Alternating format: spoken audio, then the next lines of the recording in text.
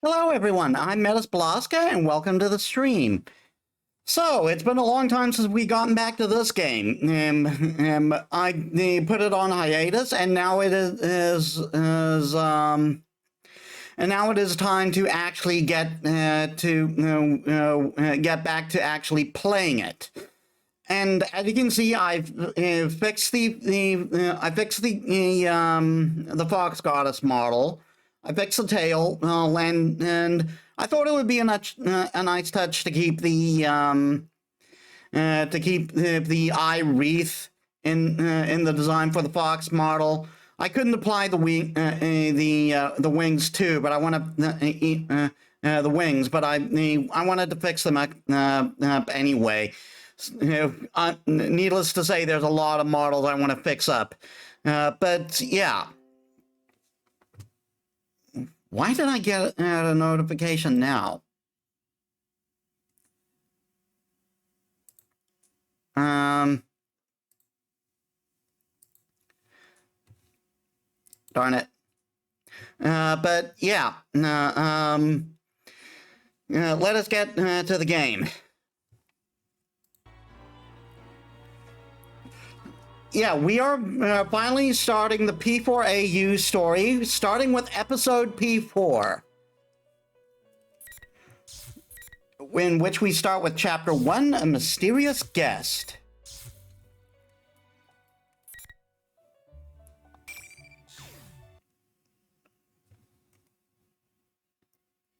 So you will not require our assistance. Is that correct? Very well. In that case, there is nothing more to be said.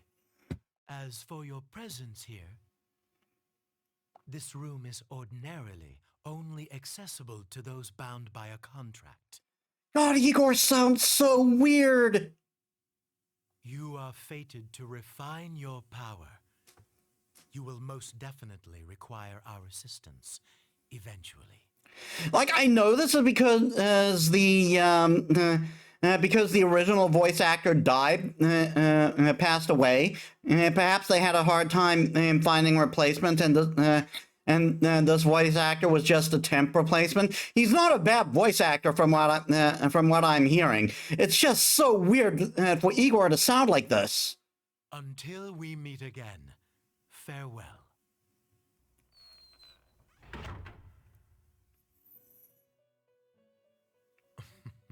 Most intriguing. Are you certain about this? Our domain is indivisible from the destiny of our guests. Nothing meaningless happens in this room, which can only mean that the fate of our visitor just now will be... Margaret? Pardon. I spoke out of turn. We are only allowed to watch over and assist those guests who are bound by the terms of the contract. Indeed. So, the young man Yu Narukami is tied to our recent guest's fate. I wonder what fate, or rather, encounter will await him. Yu Narukami. Now that's a guest who never ceases to amaze. I mean, same thing can be said for every Persona Pro tag, really. I mean, as much as I love Persona, let's be honest here. None of the pro tags are that special from each other. They are different, but they're not that special. Because they're all special, you know what I mean? It's May 5th, the day after we saw Labyrinth and the Shadow Operatives off. We're in the corner of the chaotic, as usual, Junet's food cart. I had a hunch this was gonna happen. Well, your hunch isn't getting us anywhere. What are we supposed to do? There's not a single open seat. That's just how it goes at Juness during Golden Week. And on Children's Day at that. If it wasn't this busy, we'd be out of business by now. Today's Children's Day? Huh? I should have brought Nanako. That's what you're worried about? Watching the kids run around, I think back to Nanako's face when I told her I'd be going out. She looked like she wanted to say something. I feel bad that I didn't ask her about it. But given what we came to talk about, I couldn't take her with me. I wonder if she's watching TV alone now, like she usually does. Stop by. I got us some seats. Ooh, good job, Kanji. That's pretty impressive, Kanji. Especially for you. Damn it, Ted. Leave the especially for you part out next time. All right, break it up. No fighting, guys. Let's go, Yukun. Right. With Yukiko spurring us on, we move to the seats Kanji saved. There's a table of 4 with 6 chairs he found somewhere. After waiting for everyone to be seated, Yusuke clears his throat as if to drive away all the noise. So it's a great day out and, Dude, I don't think this is the time for that. well, how else should I start off? Look at the size of this crowd. I'd say I made the right call showing up like this. If I came in my usual costume, the little kids would be swarming my adorable bod. I'd be mobbed. Did you have to put it that way? Oh yes, I've seen how the children tear off your fur from time to time. Wow! Are you being nice to me, Yuki-chan? Has our love finally blossomed? God damn it, Teddy. Huh? Of course it hasn't. Shot down as always. It's because you never learn. Well, let's get down to business. We didn't get to talk much yesterday after all. I nod to Chie. We gathered here yesterday after seeing Labras off, but there wasn't time to calm down and talk about what happened. In the end, we agreed to leave the details to tomorrow, which is now today. About the crowd. Let's start the investigation team meeting anyway. Yeah, though we are missing 2 people. It's just not the same without our full roster of pretty girls. God damn it, Teddy. Oh, not only Rise-chan, but Nao-chan couldn't be here either. Well, it's not like the other day, where we just lost contact with Rise. Mm-hmm. She seems really busy. She said she had work during the holidays too. At least we got to talk to her yesterday. Yeah, Nato-kun's job is keeping her busy too. I guess it's the same old for them. Naoto-kun knew things about what happened that not even we did. Apparently she knew about Mitsuru-san and her friends from the start. Thanks to her, though, we got some good information. Well then, let's get everyone up to speed on what happened using that info. Yosuke is right. So much has happened in these past few days that none of us has a good grasp on it all. We need to sort what we have learned again. What was it that started it all? Midnight Channel again, I guess. I thought I was dreaming for a good chunk of it, so it's not really hitting me. The Midnight Channel, that TV world we helped to restore peace in. It ended up being used by someone else in the Labras incident. Labras is the 5th generation anti-shadow suppression weapon, a girl with a mechanical body who was stolen from the Kirijo group, one of Japan's biggest conglomerates. Someone threw her into the TV world. But Labras faced her other, suppressed self there by accepting it, and by accepting it, she awoke to her persona. That mostly wrapped things up. However, So who exactly was it that put Labras inside the TV? And why? At first, I thought the culprit was jealous of my popularity and tried to break us friends up. just shows what kind of an ego you have, Teddy. Mm-hmm. But that wasn't it. Their goal was to disrupt our hearts by making us fight each other, and then steal our personas after they returned to being shadows. Naoto said as much too. I don't know. Turning them back to shadows and stealing them. That doesn't sound like something just anyone could pull off. Maybe not, but we know for certain that the culprit was using that method to try and gather powerful shadows. Gathering shadows, huh? That's definitely not something any normal person would do. The atmosphere darkens after Yosuke's remark. During the silence, I recall the events leading up to yesterday.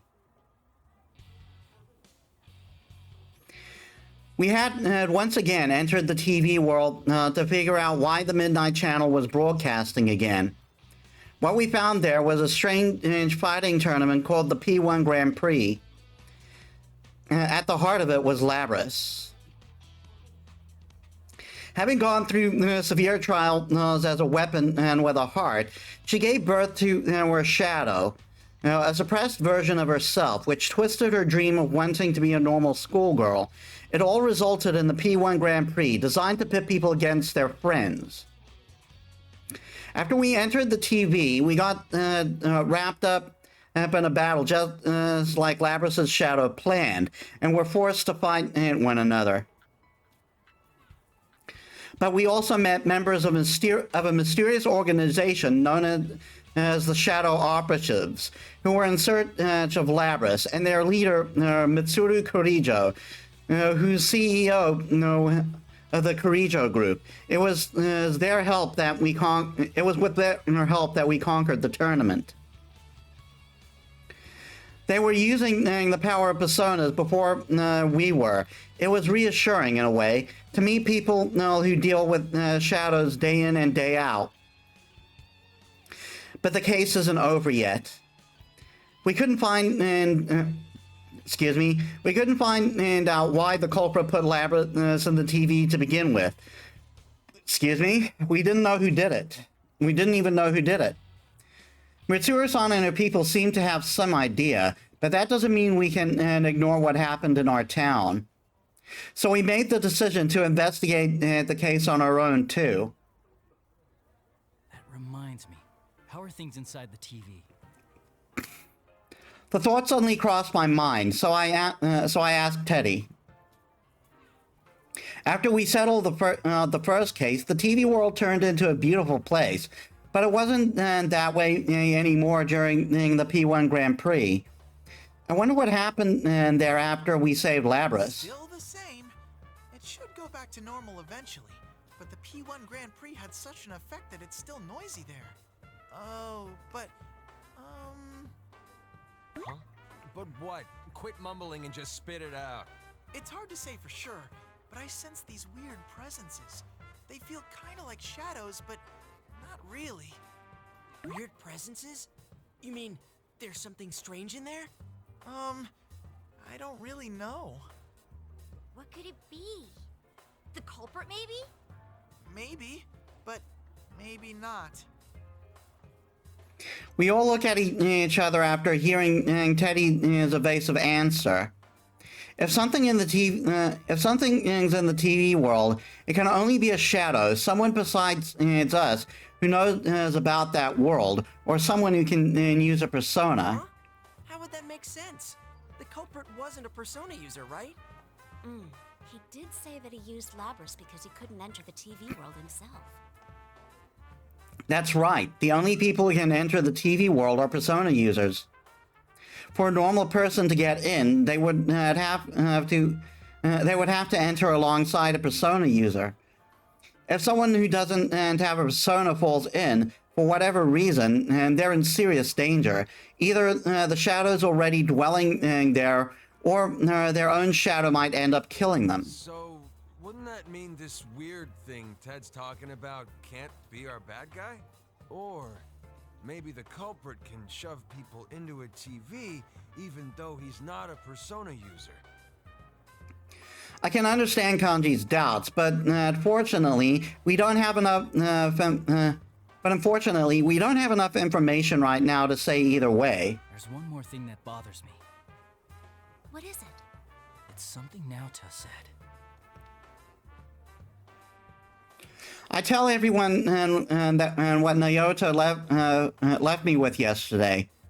She said that when Mitsuru's plane was hijacked as a diversion from Labris's kidnapping, the hijackers had no memory of their actions.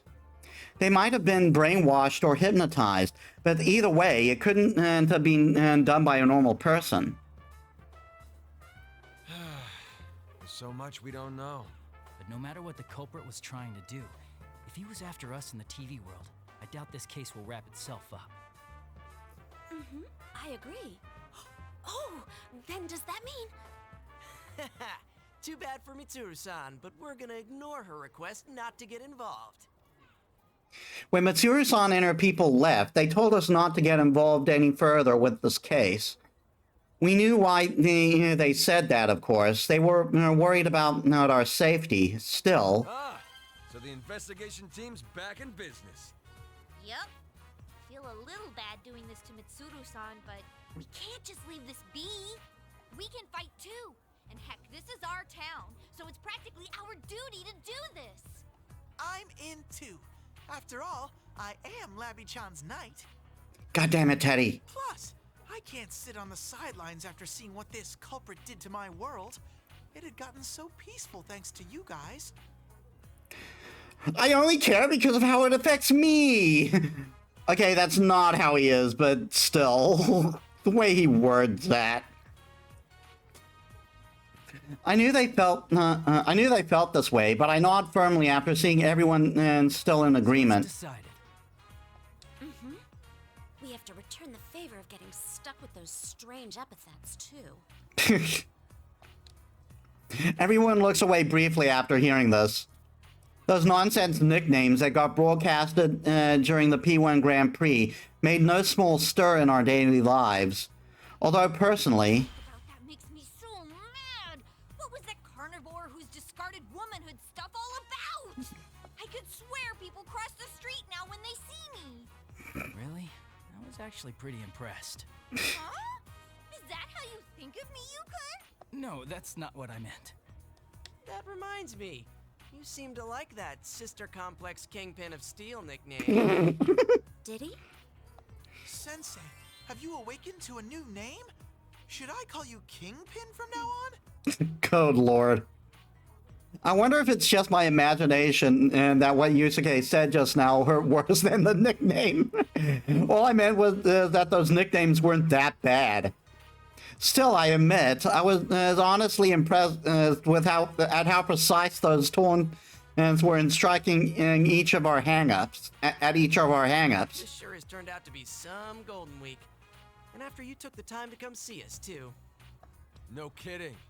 Shit got stirred up the day you came back, like someone planned it that way. Everyone nods at Kanji's word, everyone except Yosuke. And like the others, he just shoots me a slightly bleak glance.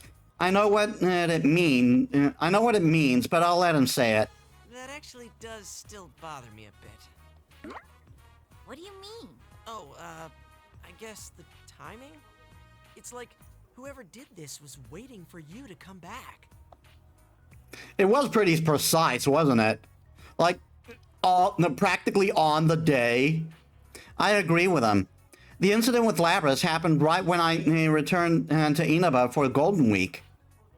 It was timed as if whoever set this up was just waiting for me to get back in I town. guess there's no need to think about that now. Oh yeah, where's Marie-chan? She's elusive as always. It looked like she was buying something at Sozai Daigaku the other day. What? Nobody told Emi-chan that Sensei was visiting? Yeah, so Persona 4 Arena Ultimax came out after the release of Persona Golden, and which added some new social links and new character, and one was a completely new character, Marie. Who did make an appearance and said my rate the super for this game, but at the time I hadn't played Golden, so I had no idea who they were talking about. I played this game before I played Golden, so it was like, what the hell, guys? Well, it is Marie-chan we're talking about. I'm sure she's noticed that Yukon's back.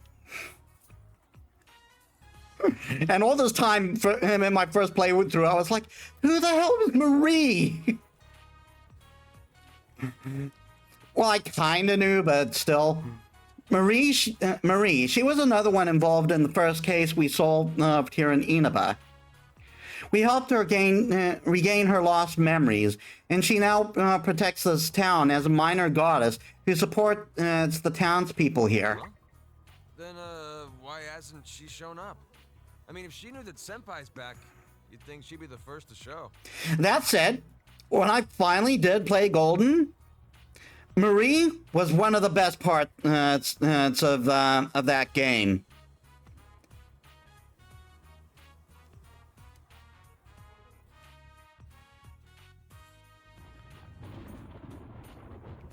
What the? Where'd that lightning come from all of a sudden? Oh, look at those insane rain clouds. It's gonna start pouring soon for sure. That's when I noticed that the thick crowd of customers here has gotten pretty sparse. As if following the families hurrying back inside, we also get up from our seats. The weather report has been way off the mark lately. Oh, sorry, that's mine. Hello? Oh, Kasai-san. We move away from Yukiko a little and give her some space to talk. That reminds me, Labris is a robot, right? Would she rust if she got caught out in the rain? Nah, I doubt it. The Kirijo group developed her after all, and they wouldn't be that cheap. Mid-chan's group sure is amazing. Her stuff is way better than Junes brand electronics. Shut up! And don't go dissing your own employer. As Yosuke and Teddy snipe at each other, Chie gazes up to the cloudy sky. When she notices me looking at her, she shakes her head, telling me not to worry. Iris is with Mitsuru-san and her friends, right? I wonder how she's doing. After the P1 Grand Prix, Labras joined Mitsuru-san's shadow operatives, since she has a persona now. Even as we speak, she and her companions are probably chasing the culprit who threw her into the TV. I'm sure she's doing fine. If all goes well, we'll see her again in no time. Yeah, since we made our decision to stick our noses into this case, that means we're after the same thing. Labras and the shadow we're after the same thing Labras and the shadow operatives are. It seems possible we might meet up with Labras again somewhere soon. Then again, we're doing this without Mitsuru-san's permission, so I can't say I'm eager to run into them. You're right. Man, I should stop being such a worrywart. Hey, looks like Yukiko-senpai's off the phone. Oh, welcome back, Yukiko. What was the call about? It was the inn. It seems a group of our guests is still out. We didn't have any umbrellas ready for them, so I think a lot of them will come back drenched. Sorry, I have to go back for a bit. Oh, right. I forgot this is a busy time for the Amagi Inn, too. Actually, shouldn't we be heading home ourselves?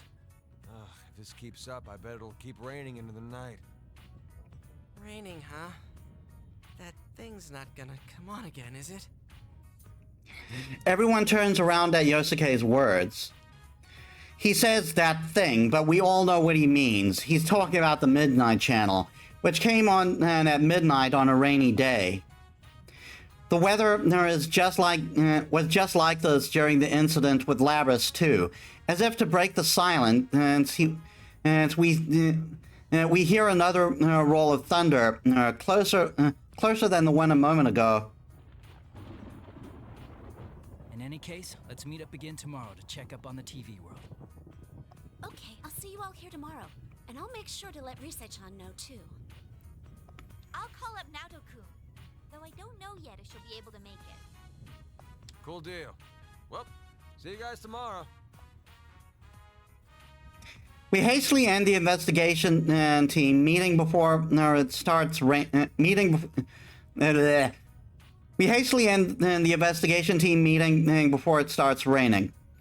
As I see Yosuke starting to leave after everyone else, I ask him about the issue he raised earlier. Yosuke, about the timing of all of this. Oh, that. I don't know, I might be overthinking this, but if the culprit happens to know you, would that give some hint of who it might be? It was an understandable question, but I can't help but look askance at him. If the culprit had investigated me, of course he'd know something about me, but not my plan to stay in Inaba during Golden Week. It'd have to be a person who knows me, plus knew that I was coming here during the break. Is there anyone who'd know all that? Is it possible that it could be Adachi? Adachi-san? This time, I'm caught completely off guard, and all I can do is dully repeat the question. Toru Adachi, the man who was arrested in the Midnight Channel murders, he should be in police custody now, which is ironic since he used to work for my uncle as a police detective at Inaba Station. We do have quite a history, so obviously he knows about me, and I can't rule out that Dojima-san might have told Adachi about my vacation It plans. wouldn't be him. He has a persona. Oh, yeah, good point. Sorry, I wasn't trying to weird you out. Yosuke's tone is apologetic, and he scratches his head. But really, I should be the one apologizing. I didn't just deny that it could have been. I didn't just deny that it could have been Adachi-san because he's a persona user.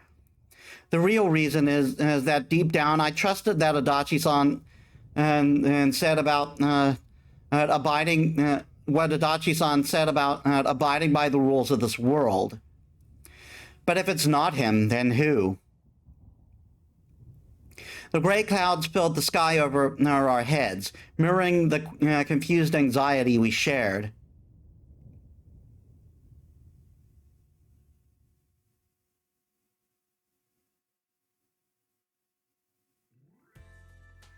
And then Dad came on parent visiting day, so I made sure to raise my hand to answer all the teacher's questions.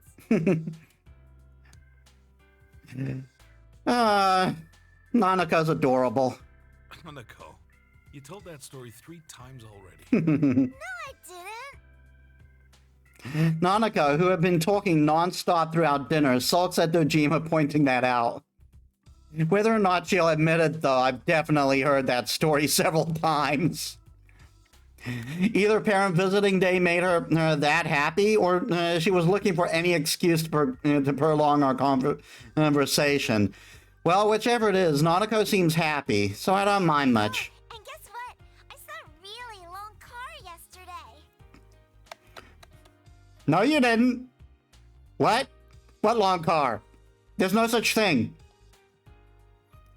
A really long car? That rings a bell. She must be talking about that extravagant black limousine that Mitsuru-san and her shadow operatives drove in on. You mean the limo that was driving around town? Yeah, I heard about that. No, you didn't. A big stretch limo in a sleepy little town like ours.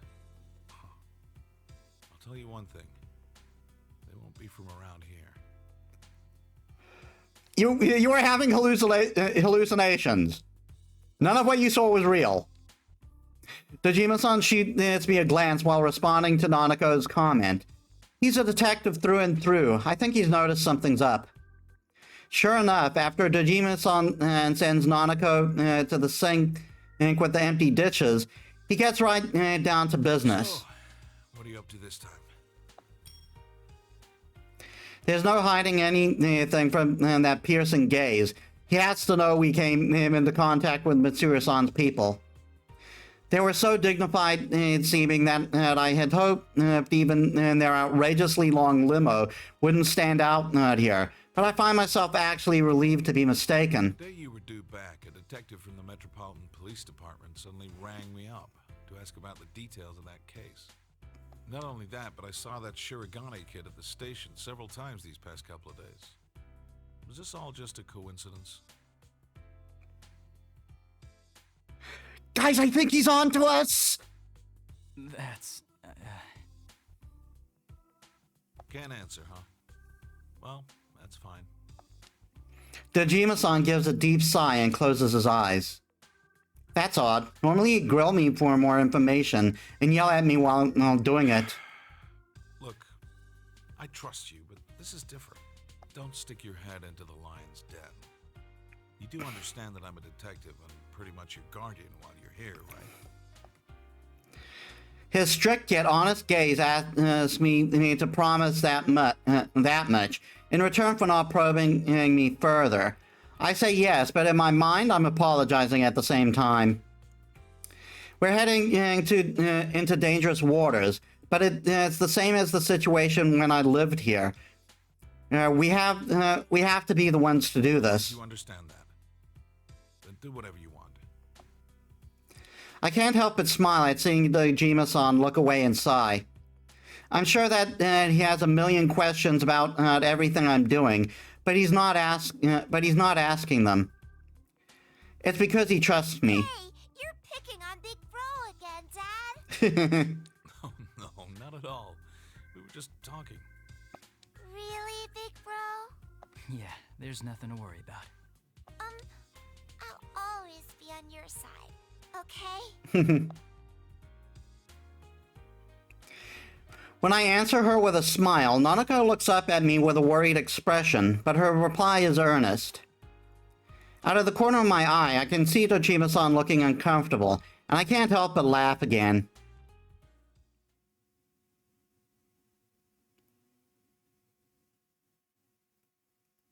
Oh look, Catherine calendar in the back. When I return to my room, I can hear the faint rumble of thunder in the distance. The rain that was pouring down this evening has already stopped.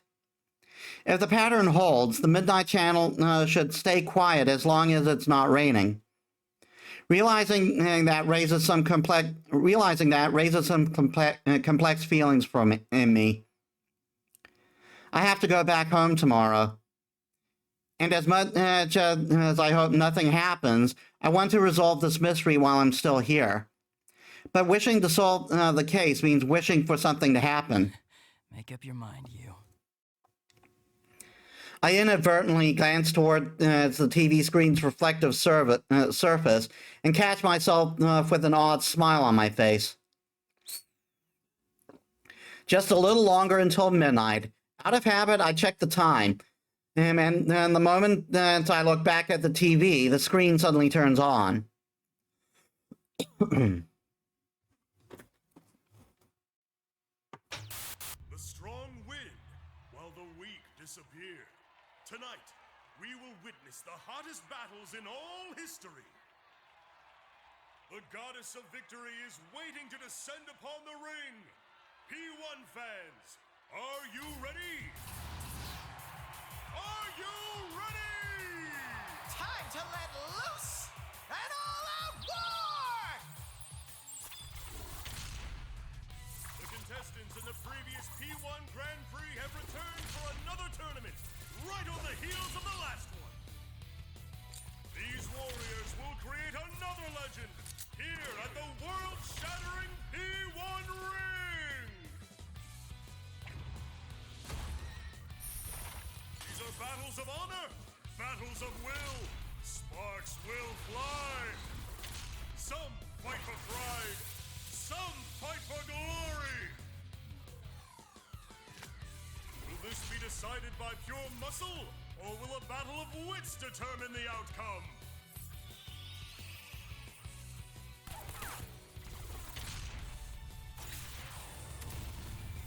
Things are heating up! Just petty licking ice cream. Title of champion. Who will be crowned with the winner's wreath? Whose tale of glory will resound for generations? All that remains are the dreams of the warriors. As the Grand Prix plunges into its final chapter, the P1 climax is Barely getting started!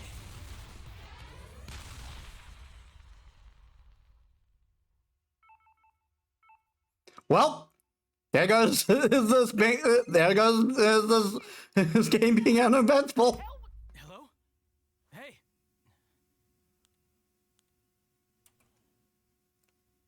Uh-oh. Not good. Huh? Hey, look, it's Junpei. On here.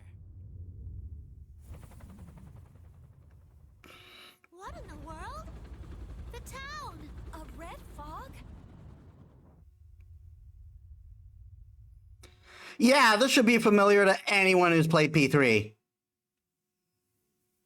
What the?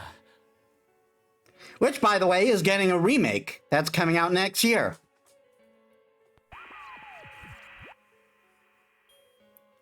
Yoo-hoo!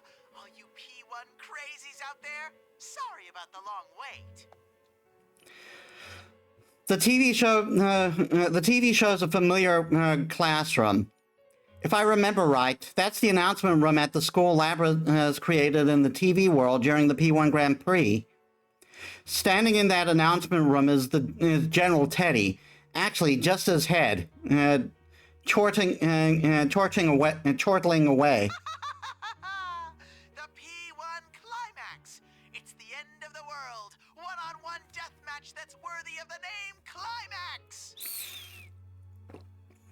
And best of all, if you don't win the one-on-one tournament to the finish within the hour, the world will end!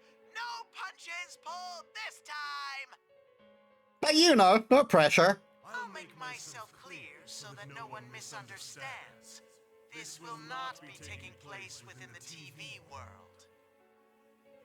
Yeah, so that's not the General Teddy we know, obviously. Since that General Teddy was Shadow Labras. It will, in fact, take place in the reality which you occupy. Enjoy it while you can. Alrighty then. Time to show off how that special stage is going.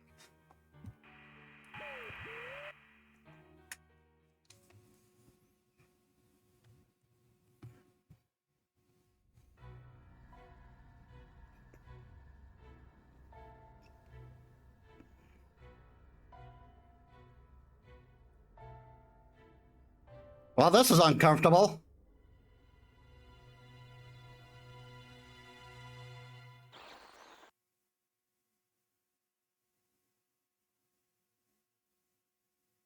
Is that Mitsuru-san?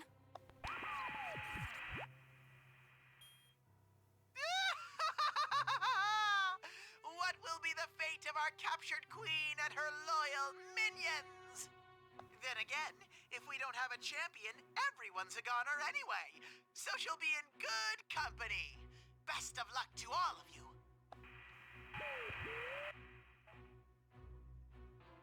The display cuts off abruptly, and the TV becomes a silent box. Realizing that a strange red light is filling the once dark room, I dash towards the window. The town outside is covered in an eerie red fog. What is that?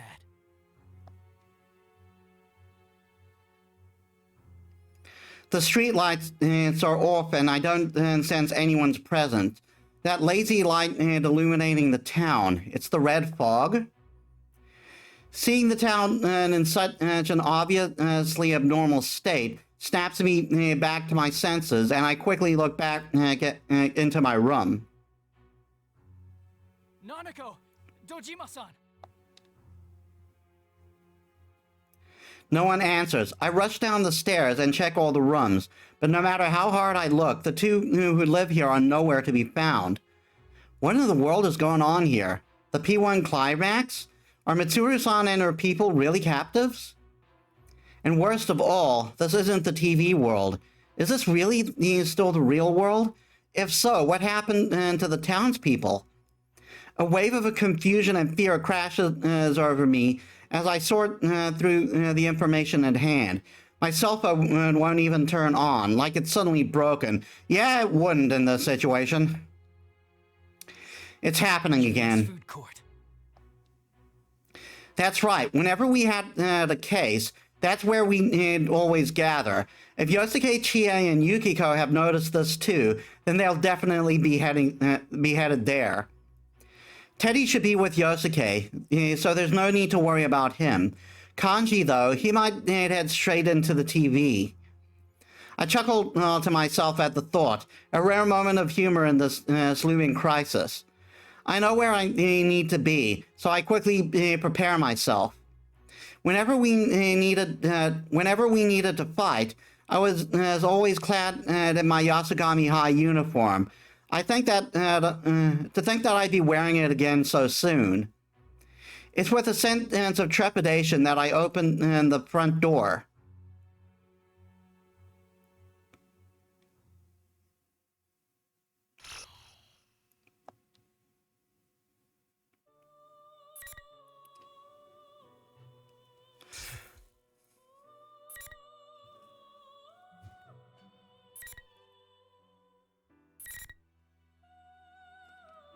Yeah, that's right. There are like multiple stories to follow that converge.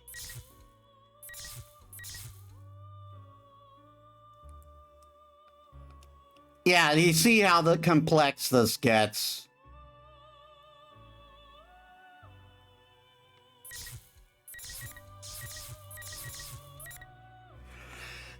But give me a sec. I am going to quickly quickly take a slight break because it's getting rather warm, and I want to and I'm feeling kind of hot in what I've got on now. So I'm going to like take the warm stuff off. All right, sorry about that. Now, if I'm correct, how I did this before was I would do each story concurrently. Like I wouldn't progress to the next chapter before I did.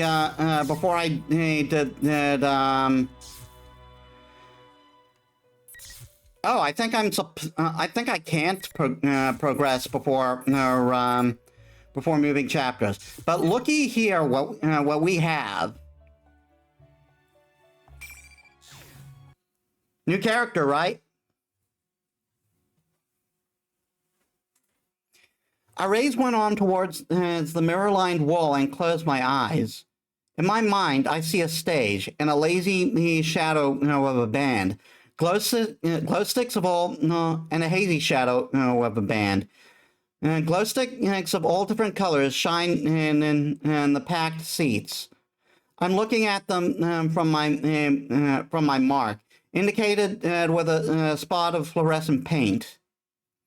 The moment the countdown hits 0, a spotlight comes on. I reach towards the flooding lights and become one with the stage.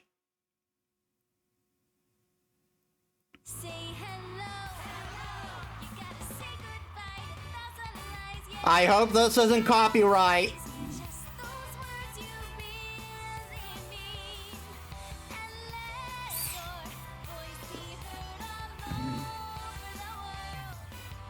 Please no copyright.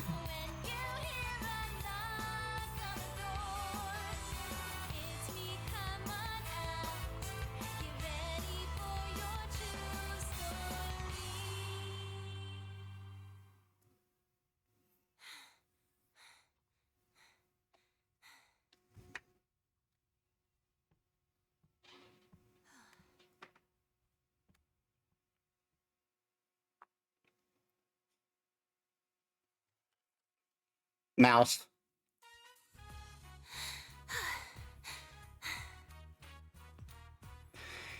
As I calm my breathing and look toward the clock to check how long the performance took me, I see where its two hands are pointing, jolting me back to reality in a hurry.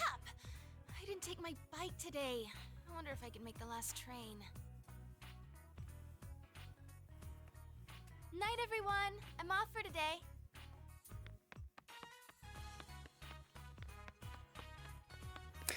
I hardly address the people I pass as I fly out of the studio. After a mad dash to Akina Station, I barely get into the stopped train. Made it. I take a breather as the train slowly pulls out. The last train on the holiday is usually pretty empty, so I sit in an open seat and get my tunes from my bag. There's a new song on there they just gave me this afternoon. Today felt so long for some reason.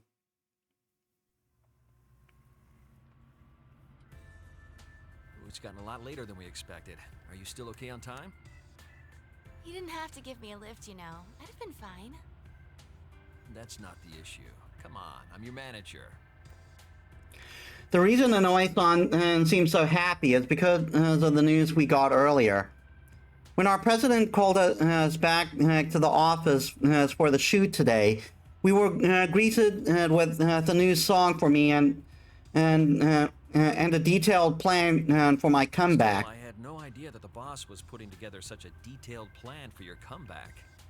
Well, I'm grateful and all, but I just don't think I'm ready yet. That's not true. We've all seen how hard you've been working. You're much stronger than you were. I think the boss is making the right decision. Are you just flattering me, Inoue-san? Never intentionally. You sang that new song we gave you today after just a short lesson. You even memorized the dance steps in record time. I wasn't any good, though. I got distracted by the steps and kept going off key. And I wasn't hitting the turns cleanly. I've still got a long way to go.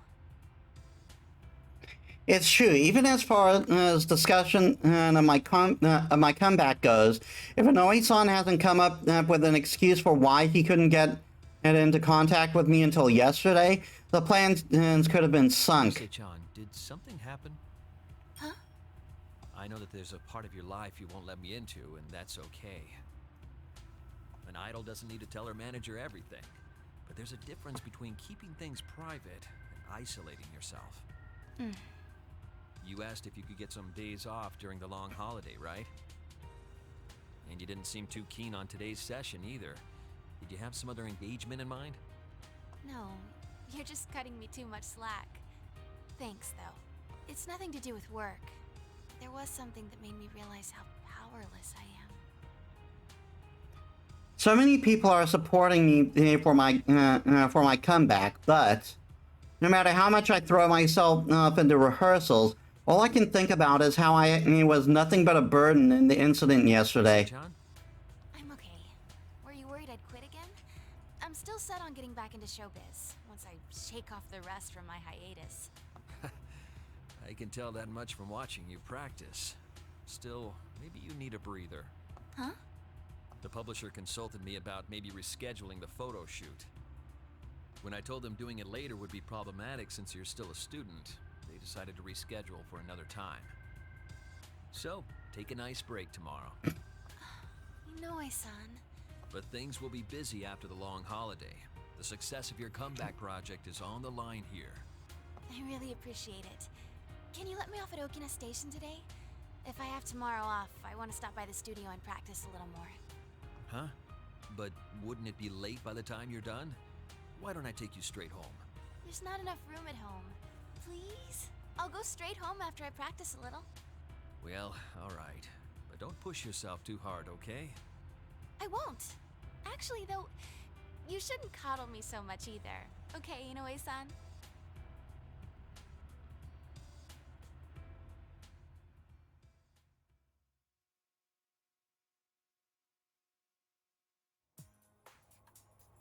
Through the train window, I can see the countryside. With only a few lights here and there, the train was empty to begin with, and it only gets emptier as we approach the final A stop. long holiday, huh? This holiday was supposed to cap off with just work and rehearsals. Even when I heard you senpai was coming back, I was the one who decided to change my plans. When I told the others, they said stuff like, "Oh well, work's work," and hang in there. Kanji was the only one who acted like a kid, saying, "What's more important to you, your work or senpai?" Reminds me, Naoto-kun had to work during the holidays too. Probably why Kanji's grumpy. I bet Naoto couldn't get at all the wouldn't get all bleh. I bet Naoto-kun wouldn't get all indecisive about these things. When I saw him take out my cell, I noticed I have an email. Oh, it's from Yukiko-senpai. It's a summary of what the investigation team talked about today, and the time we were meeting tomorrow. 6 a.m.? That's early. I bet some of those guys are gonna be late for sure. I laugh, but it quickly turns into a sigh. I have tomorrow off, thanks to Inoi-san. And while I'm happy to get to see everyone, I'm a little bummed out too. I couldn't do anything during that incident. I don't remember anything else about that day after I finished shopping for dinner at Junes. When I came to, I was already in the announcement room in the TV world, under the surveillance of General Teddy. In the end, it turned out that General Teddy was Labrys's shadow, taking on Teddy's form. The shadow was holding this event called the P1 Grand Prix and forced my senpai to fight each other in it. Since I was captured, they used my voice and likeness to goad everyone into hurting each other. I thought I sounded cool saying I had work, but I got kidnapped, imprisoned, and watched them use my face and voice to confuse everyone. I can barely face Senpai and the others. You Senpai will be going back tomorrow. I think about Fukasan, who had such tremendous powers, and that she could help Mitsuru-san's group by describing what was going on in the TV world, even from the outside. I wish I could be that useful.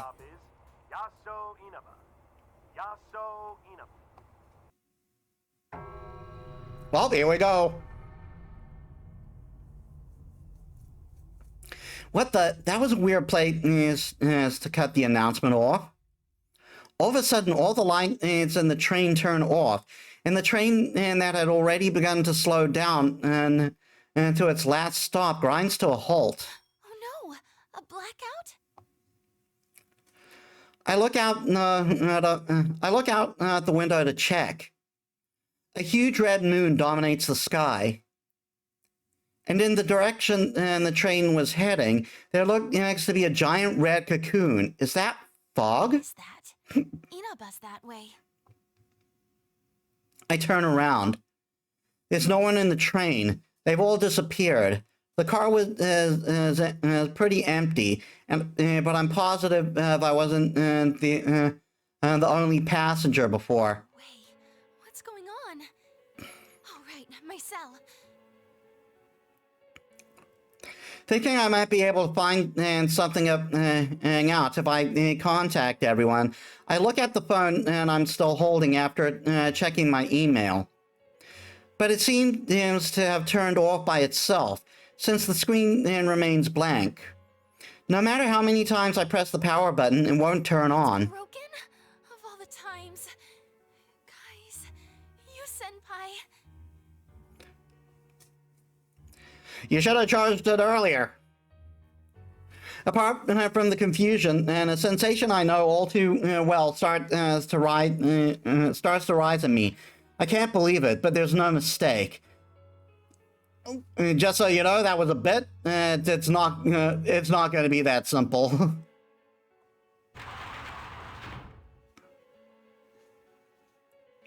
This feeling, it can't be.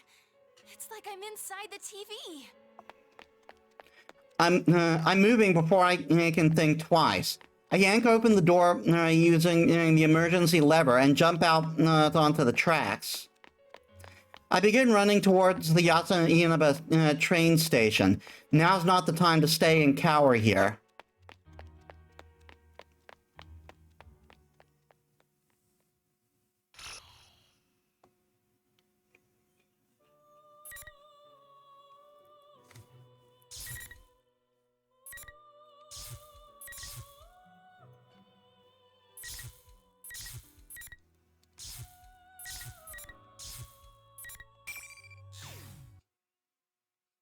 Naoto.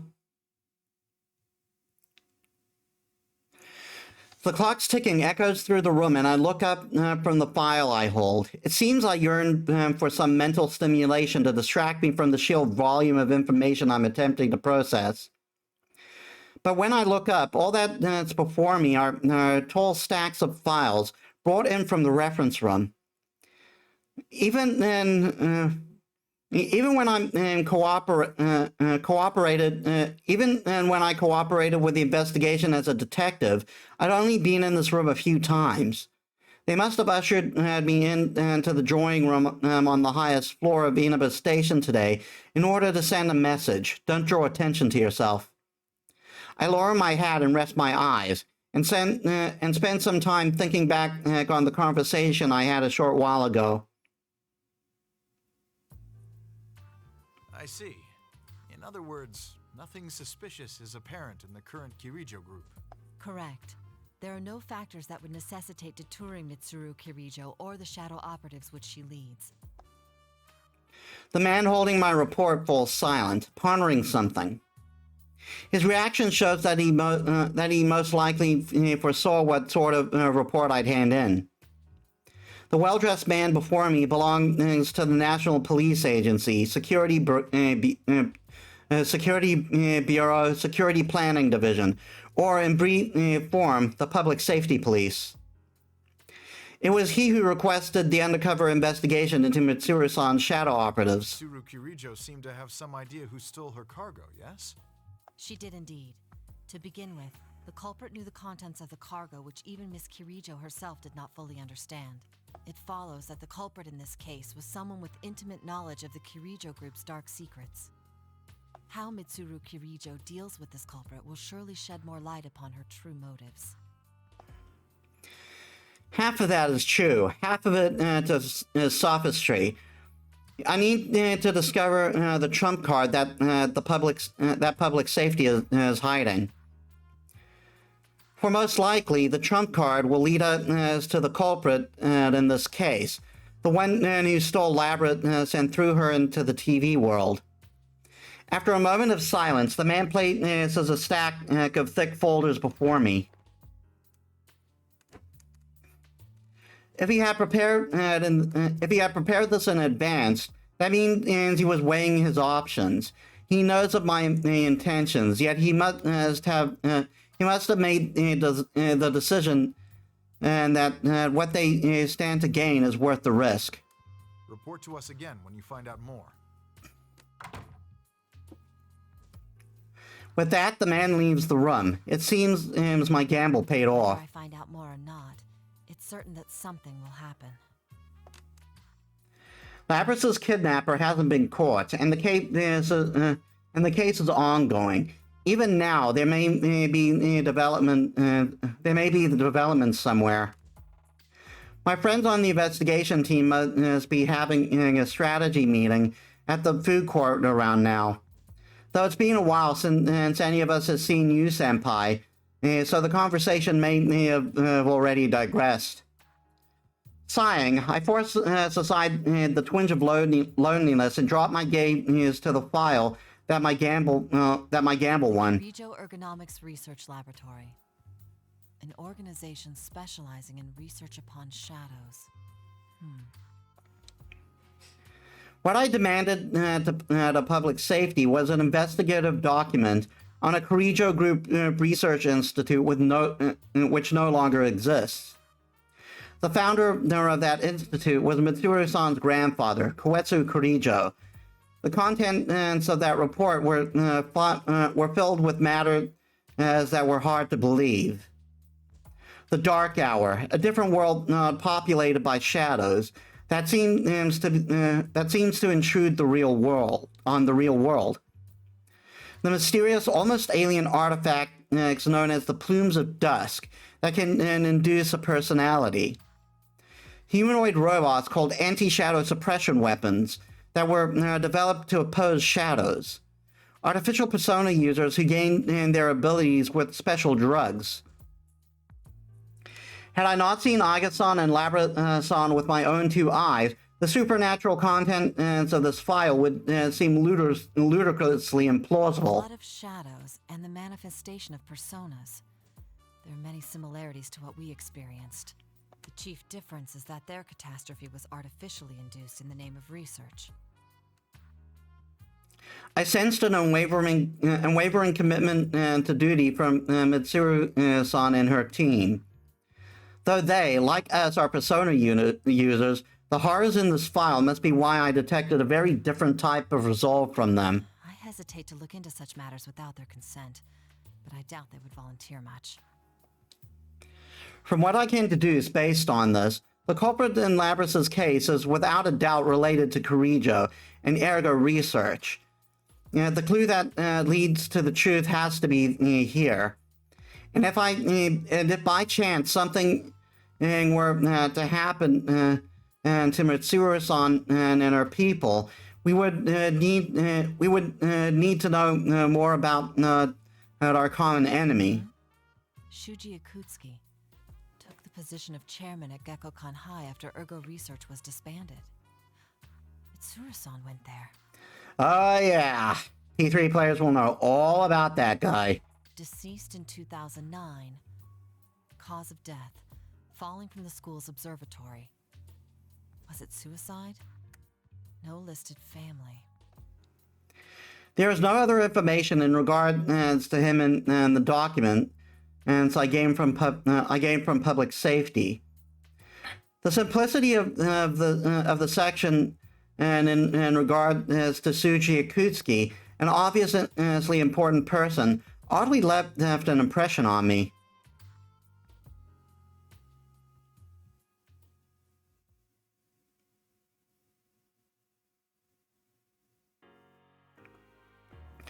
I finished reading over the material, but to be honest, it tells me little. Most of the principals involved are already deceased, including Koetsu Corrijo. It's Shuji Akutsuki and the persona user whose abilities were artificially awakened. Still, I do learn something. The culprit's objective in Labrys's case had similarities to the purpose of ergo research. To deliberately gather shadows in order to fuse them together. If that was the objective, wouldn't the TV world have been an ideal place for a test run? It may be best if I check inside of the TV world once more. When I open my cell phone to share my findings, scan though they may be, I notice that the hour is late. It's almost the next day. It's late to call them. Which reminds me, I think I heard thunder earlier. Could it have rained?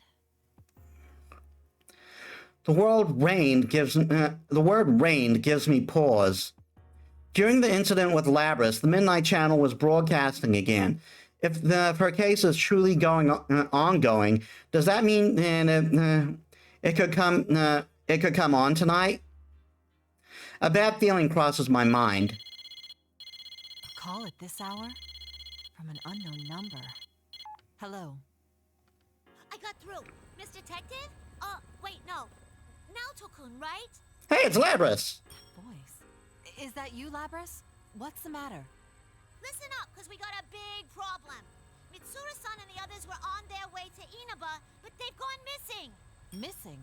So we were gonna go look for them, but these weird guys came barging into the Shadow Operatives lab. I'm the only one who got out. The Shadow Operatives research lab was attacked? Could it be the enemy? No, that's not it. This is most likely... Labrys, calm down. Can you describe anything unique about the people who invaded your headquarters? Unique? They came in a big group. They wore suits. They showed this paper-looking thing, and they said something about an investigation. Just as I thought, public safety. I had my suspicions, but there can be no mistake. Though the Corrijo group and public safety are formally in cooperation, the public safety privately has a low opinion of the Shadow Operatives. Hence their request that I perform an undercover investigation. They must have found out about Mitsuru-san's disappearance and used it as an opportunity to launch a compulsory investigation. But Mitsuru-san's disappearance, could it really be related to the public safety's move?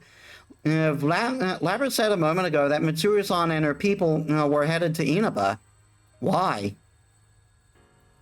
While I can think carefully, sorting through this new information, I asked Labrys for more details. I understand. What's your present situation? I can't go back to the lab, right?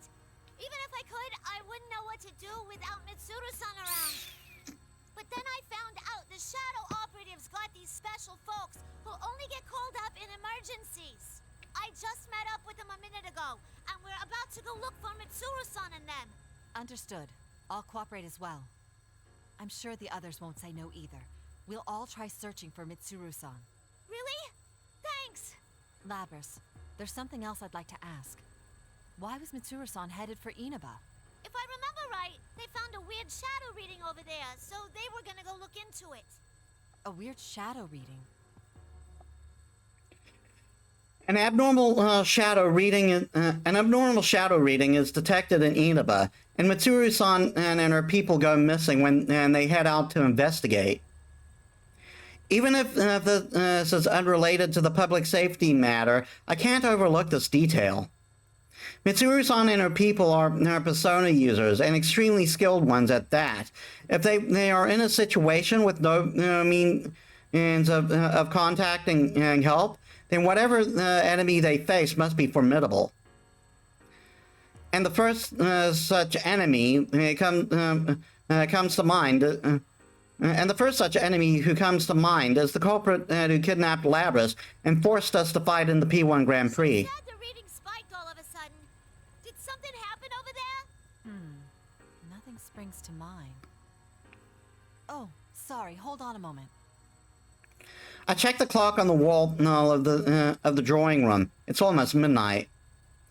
If there was an abnormal shadow reading, the Midnight Channel could be involved. I need to find a room with a TV. But let's continue this on the move. We should meet up at the very least. Actually, is that a helicopter I hear in the background? Yeah, I'm surprised you can tell. We have a maid piloting one right now. That's a sentence. A personal helicopter and a maid piloting it? I never thought of my family as poor, but thinking back to that limousine, the Kirijo clan seems to be on a completely different level. Let me think of a place where a helicopter could land around here. Well, here we go. As I continue to talk while walking down the hallway, all the lights suddenly turn off. Though it is midnight, this is a police station. There should be several officers still stationed here, even at this hour. However, in defiance of these facts, an unnatural stillness pervades the air. Blackout. No, that's not it. The roaring helicopter motors on the other end of the line and have also fallen silent. Labrys? My cell phone has gone dead, and as if the batteries were drained. I try a few things, but it won't even turn on. Have all the electronics here stopped working so suddenly? I open the nearby door to get a better look at my environment. The empty room is hazily lit by an eerie red glow coming from the window. Walking to get a clearer view, I gasp at the sight of outside. An obvious pall has fallen upon this quiet rural town. Red fog? Seeing the town enveloped in fog, I can't help but remember last year's case. With the foreboding feeling that the situation has taken a turn for the worse, I quickly leave the strangely empty Inaba station.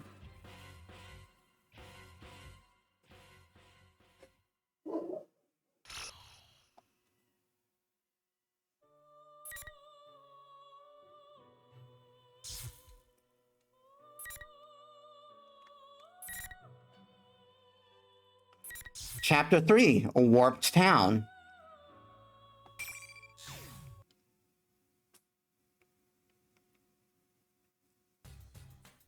Damn it, it's not turning on. The streetlights are all out too. What in the world's going on here? The Midnight Channel came on again, I called up you, and all of a sudden, my cell phone's gone completely dead. What in the world is happening now? I decided to rush to the floodplain, and for the time being, but there's not a single soul out in the red fog apart from Teddy, who's running right next to me. Isn't this pretty dangerous? There's no one around. Am I gonna be all alone with Yosuke for the rest of my life? No! Why couldn't I be stuck with a beautiful lady? God damn it, Teddy! I could say the same thing about you. Anyways, we need to get to Juness right now. Let's go. We're going to Juness? Such devotion to your company in a crisis. That's not why we're going, moron. Someone from the team's bound to be there now.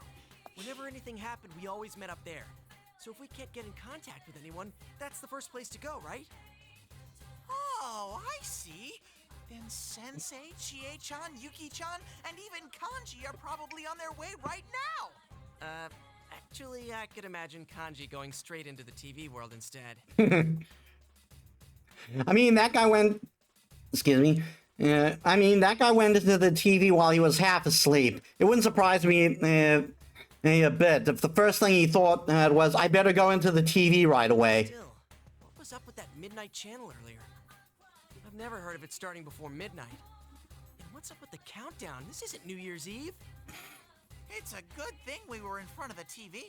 If we missed it, the world could have ended without us even knowing. Dude, don't even say stuff like that. If I remember right, he said something about a one-on-one battle within an hour.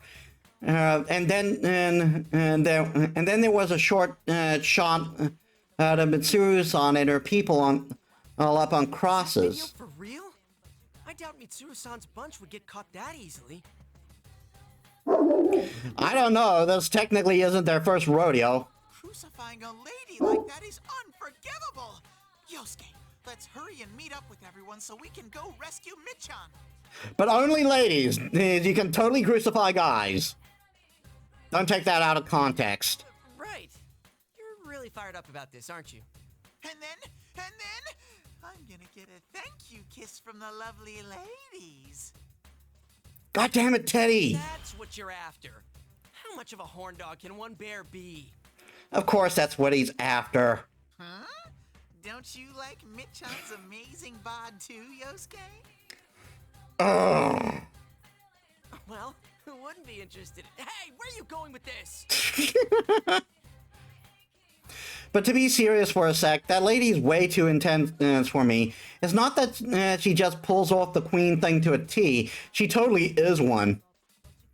No, wait, now's not the time to be fantasizing about that stuff. Ugh, don't stop all so suddenly. I don't have bear brakes, you know. Teddy's saying something stupid again, but I don't have time to deal with it. I turn to Teddy and mention the doubt that hit me just now. Is this fog getting thicker? It's not just my imagination. The visibility is way worse. And when we rushed out of the house, this red fog is definitely getting thicker. This is starting to be way too much like last year's case. Yes, even then, the fog that time wasn't red like this. Yikes! Can't you cover your mouth when you sneeze? What's gotten into you? My nose got itchy all of a sudden. I'm very sorry. Just hurry up and wipe your nose. By the way, Yosuke.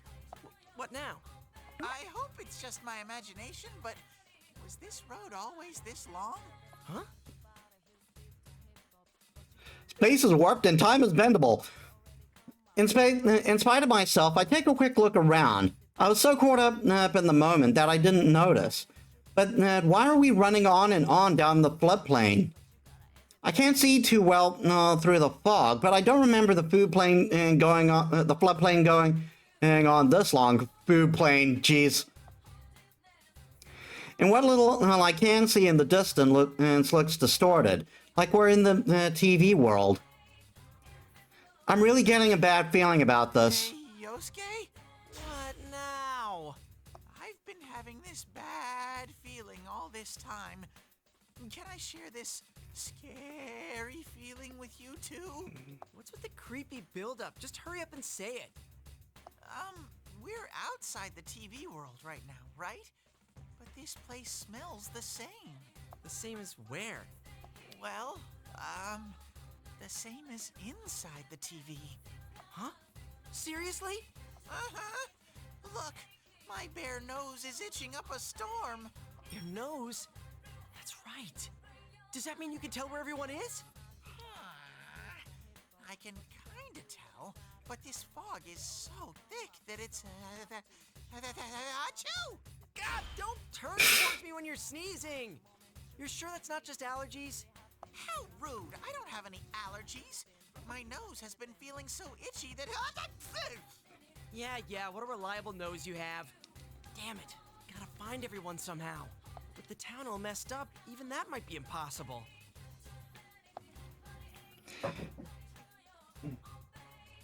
If the town's really become like the TV world, then I doubt this road leads to Jeunesse at all. There doesn't seem to be a soul in town. And with things like this, are the others really safe? What now? Here it comes! My Teddy sensors are picking up something!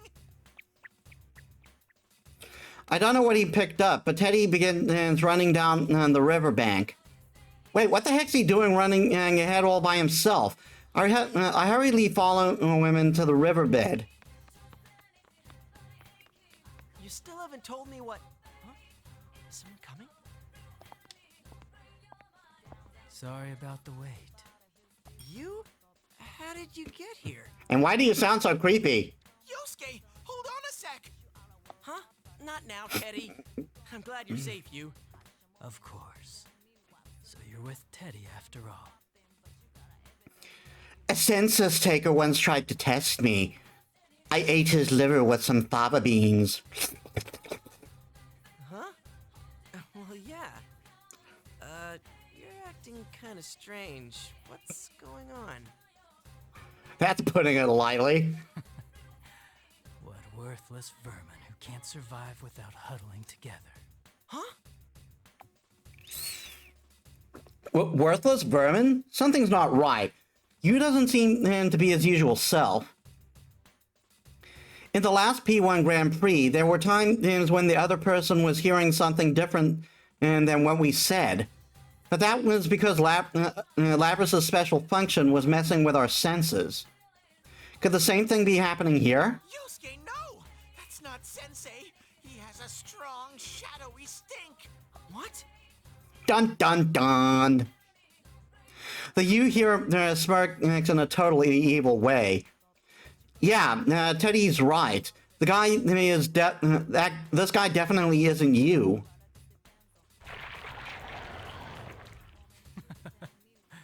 It's too late. Now, bring on the rain. Whoa! What the... When this thing that looks like you raises his hand in the air, four glowing red pillars fall from the sky and surround us, lodging themselves into the ground. Teddy has rolled backward on instinct to avoid getting crushed by one of them.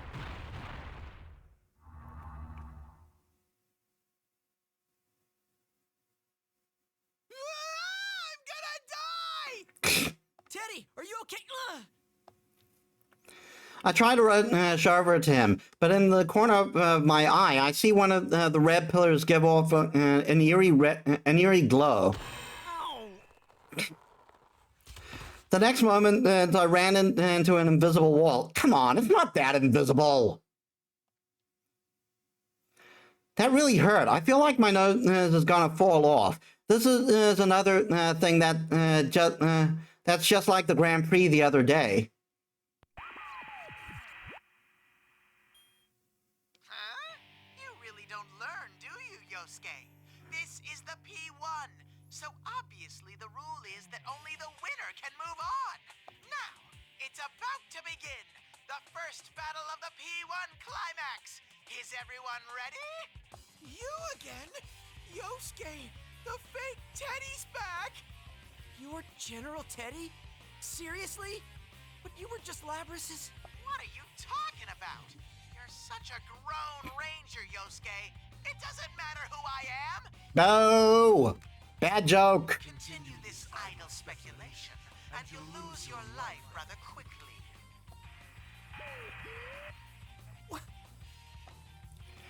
This isn't good. I sense something and instinctively dive to the side. After I do a quick roll on the hard ground, I hurry to get back on my feet. I look back to where I was standing and see the sword you swung hitting that exact spot. Holy shit! If that had hit me, I would have been practically dead. Master, what was that for? There's only one thing that happens in the P1, so hurry and draw your weapon, Yosuke. What are you saying? You seem a lot like you. I can't tell if you're being tricked or not.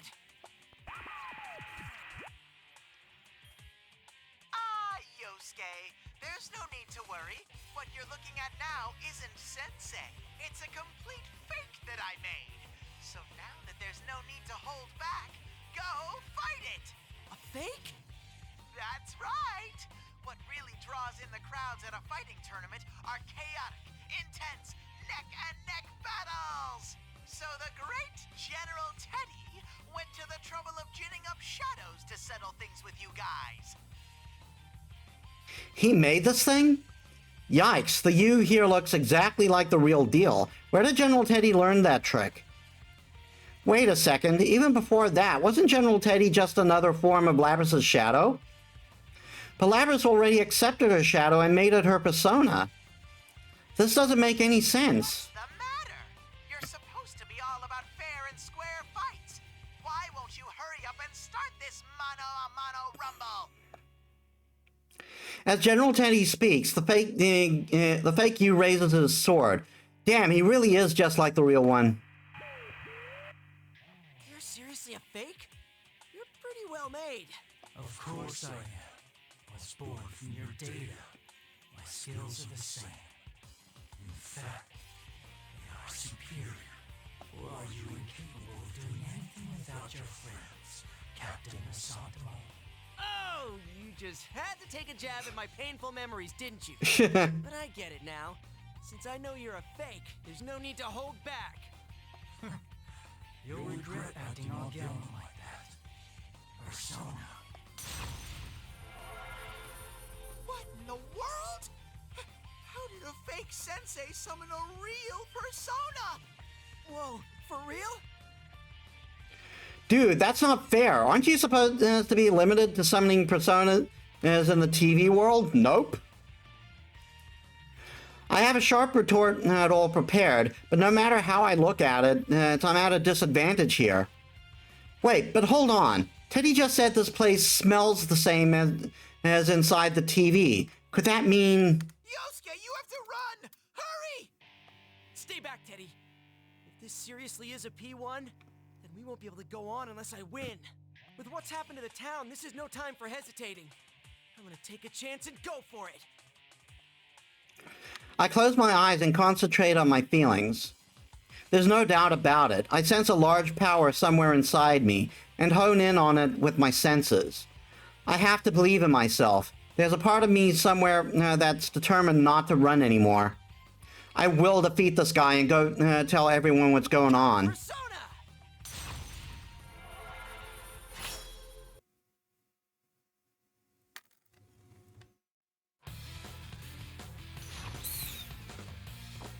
Yeah, so the shadows we fought in the previous story, they are going to be commonplace this time. Finally. Fight!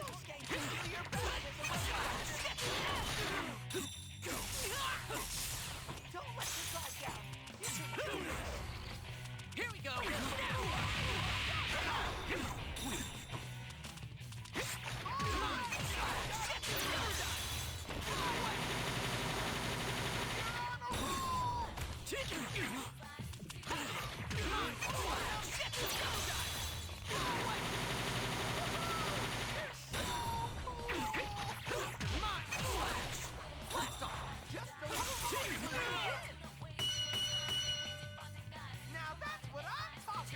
Not bad considering how rusty I probably am.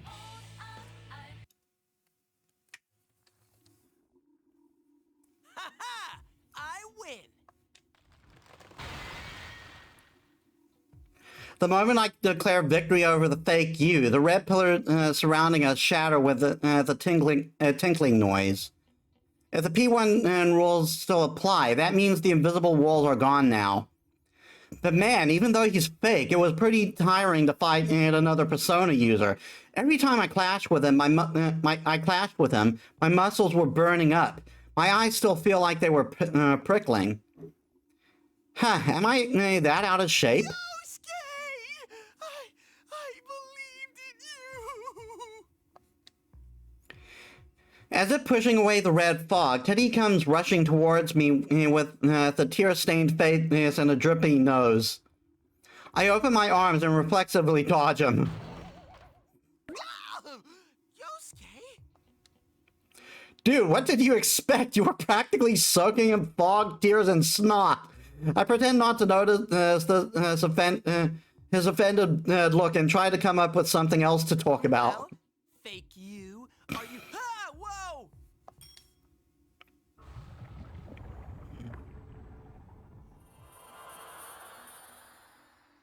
It's fine.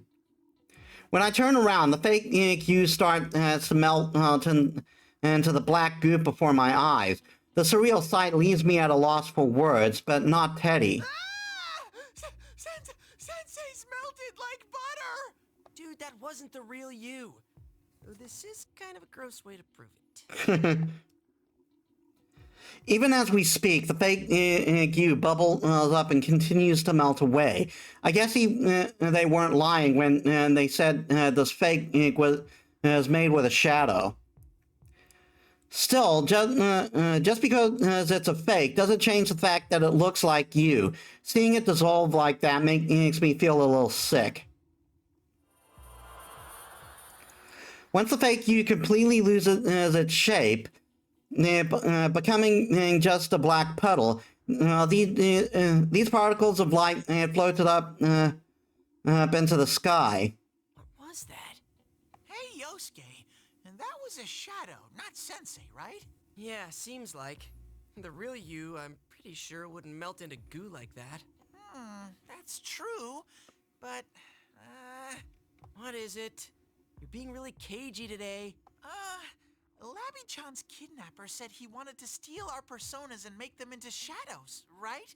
Do you think Sensei's persona got stolen and became that thing you fought? What? Like hell that would happen. Wait, it wouldn't, right? Don't ask me, I asked you first! No, that's impossible. There's no way he'd go down so fast. But that fake ink was really strong. And the way it fought did seem a lot like the real you. Anyway, we gotta hurry and find the others. This whole thing is making me more and more nervous. And man, suddenly I can use my persona in the real world? What's happening to this town? Huh? What's up? I smell the real Sensei! And from the other direction, I'm sniffing... Oh, it's Yuki-chan! Really? Can you smell the other guys too? No, just those two. Actually, this might not be good. I sense shadows real close to both of them. What? Damn it. Oh well, we're gonna have to split up. We need to make sure everyone's safe first. After that, we can meet up at Juness. I'm sure you won't get lost with that nose of yours. Alrighty then. In that case, it's time to fully open up my bare nostrils. Roar! Wait for me, Yuki-chan! Your Teddy is coming for you! Good lord. Hey, wait! You didn't tell me where you is! Roar! Yuki-chan! Damn it, you perverted bear! You are so getting a pay cut for this!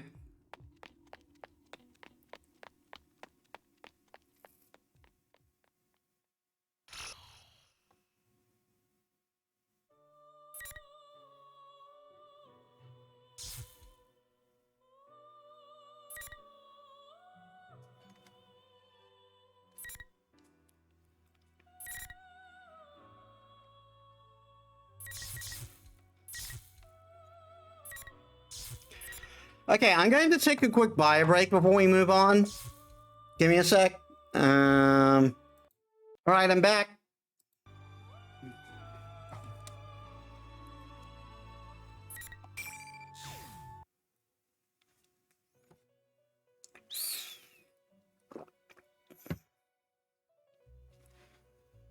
Ah, welcome to the Velvet Room.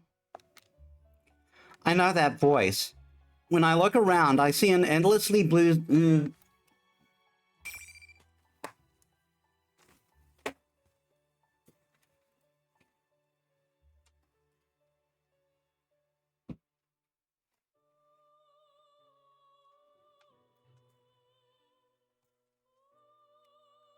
I forgot to close my door.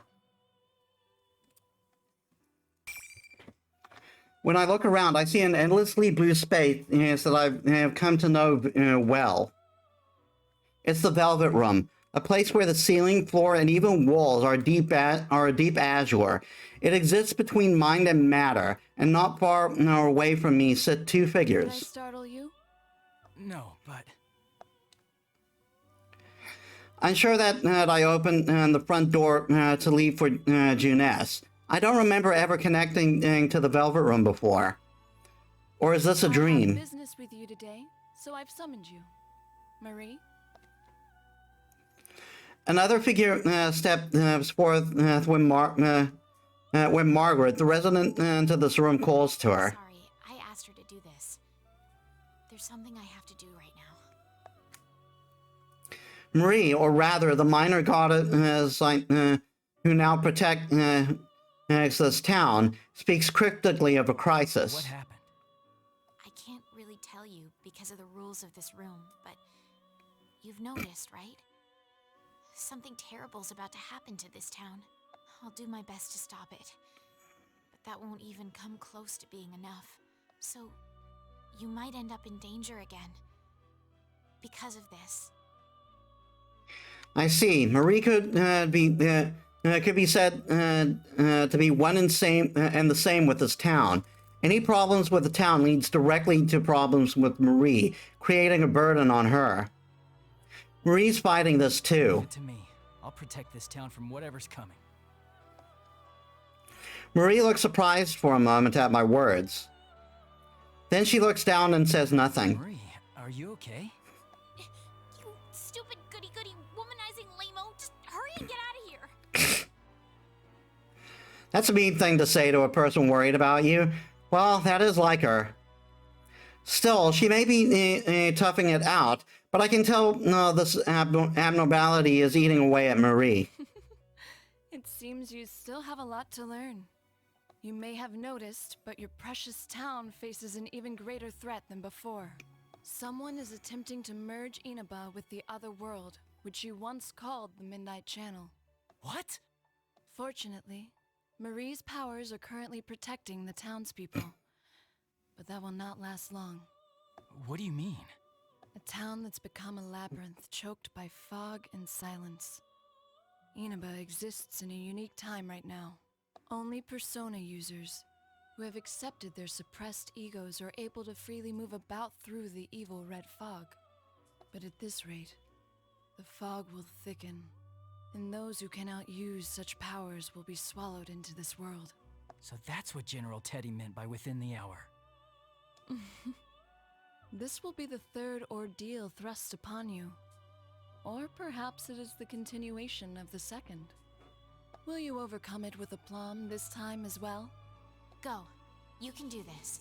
And as for the culprit in this case... That's odd. Marie's voice is starting to sound hazy. And the sensation, I felt it before. It's the feeling I get when I leave the Velvet Room. Wait, no, Marie's not done yet. The culprit in this case, but before I can hear the most crucial part of Marie's message, my consciousness is slowly swallowed up by darkness. It really is like that meme, isn't it? With the chocolate gorilla melting in the pot. Like, he has some crucial, vital information, but he completely melts before he can give it. When I come to, I'm standing in front of the Dojima residence. I can't just stand around here, though. As if to shake off my fears, I start running towards Jeunesse.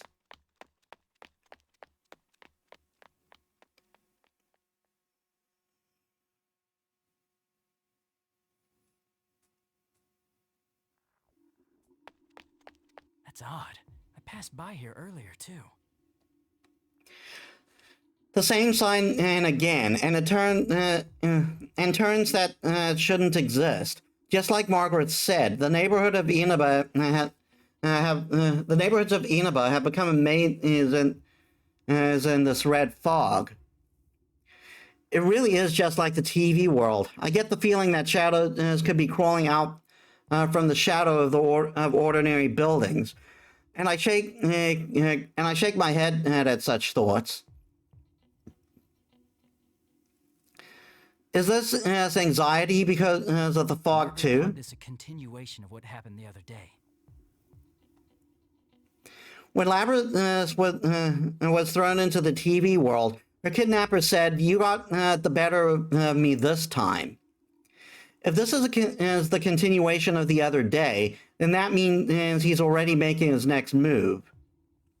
The culprit's objective then was to gather powerful shadows. Is that what he is setting up to do this time as well? But something's bothering me. What is it? Is there something I'm missing? Just when I'm about to sort through the pieces once more, the red fog parts and I see a familiar building in front of me. This is Jeunesse. Why is it here? Out of the corner of my eye, I see a figure pass by and enter Jeunesse through the front door. It's... Yosuke. What a relief to see him safe, but it looks like he didn't hear me, because he keeps going and disappears into Jeunesse. Wait. I hurry after him. The elevators aren't lit and don't seem to be moving, so I ignore them and run up the stairs. Yosuke looks like he's headed for the food court on the rooftop. I have to follow him. Yosuke! When I call out to the person standing in the food court, Yosuke turns around while gripping the fence and smirks. Yo, it's you! Well, I had a feeling someone would show up. That's what I was thinking too. Are you alone? Where's Teddy? Teddy? Oh, that useless ball of fur? Something's not right. Teddy and Yosuke bicker all the time, but their bond of trust is stronger than anyone else's underneath it. But the way Yosuke talked about him just now, had this obvious current of disdain to it. Really, Yosuke? Who cares? Either way, you're done for. Plus, take a look at that. Yosuke points at what's behind me. When I turn to look, I see he's pointing at something beyond the red haze. On the hill beyond the distorted neighborhoods, most likely the site of Yasugami High, where I used to attend, looms a bizarre, long, and unnaturally thin shadow. What is that? When I rush over to the fence, the wind pushes away the fog, letting me see that thin shadow for what it really is, a grotesque tower that defies reality, nothing like any normal building. The image of Mitsuru's people being crucified passes through my mind.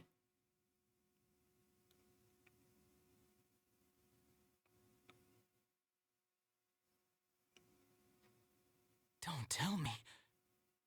You understand the rules now? That's where you're headed, if you want to save your precious friends and this world. Hold on. Come on, no.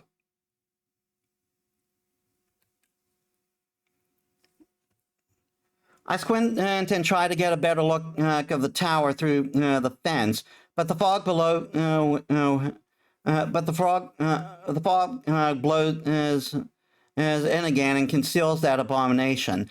As I continue to stare at it, hoping the wind will change, I sense Yosuke move. But I think I may have accidentally said Yosuke's people.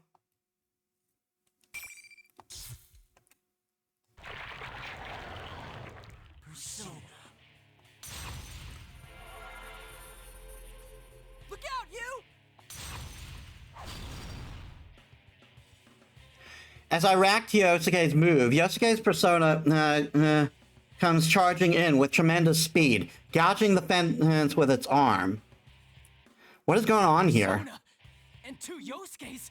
Don't be fooled! That's a fake me! Don't get in my way. Persona!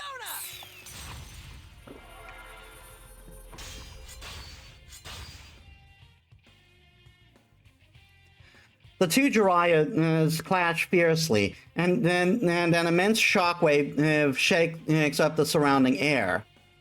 As Persona's cross sword, what looks like sparks scatter all around the darkened food court.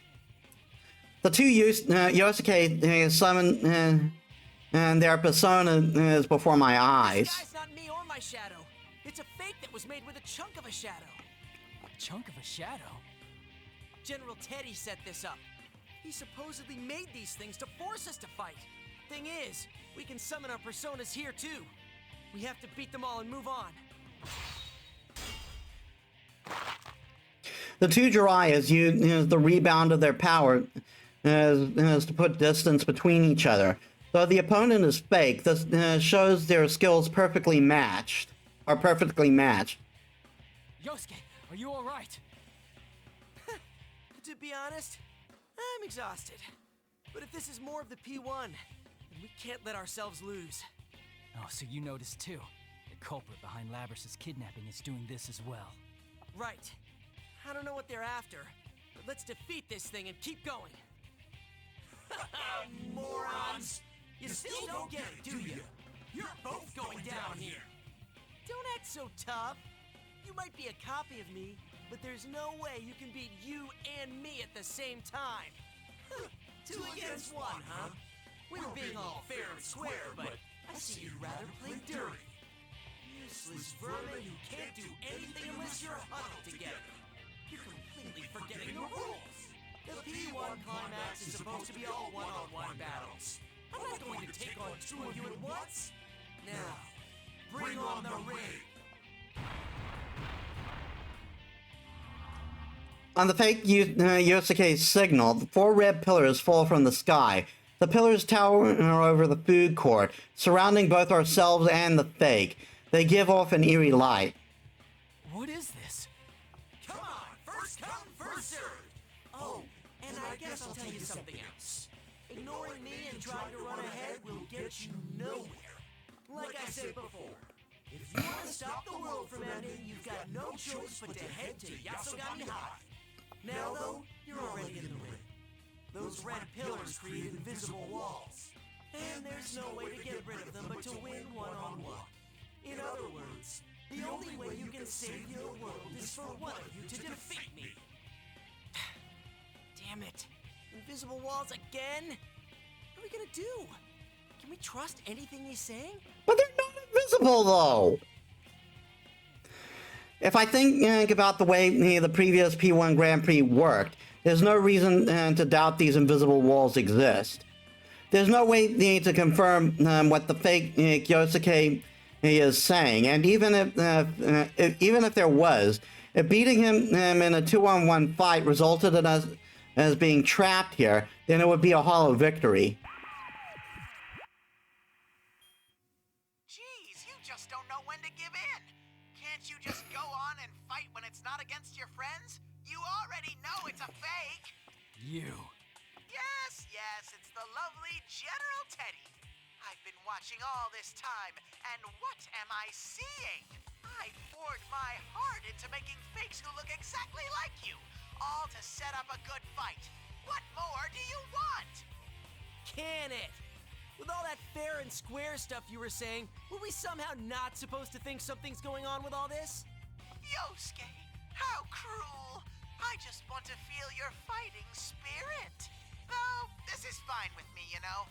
At such a leisurely pace, the world really will be destroyed. Now, hurry up and fight to the death!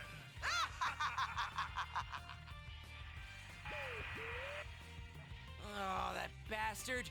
Even the fake one's not half as cute as he thinks. Calm down, Yosuke. Getting flustered is exactly what they want. So we have no other choice than to fight it with the fakes here. The question is, who will go up against it, Yosuke or me? Yeah, so this will happen in I think quite often during the story mode. You can, if there are multiple people in a group, you can select which one does the fighting. I'm going to choose you since I already fought with Yosuke.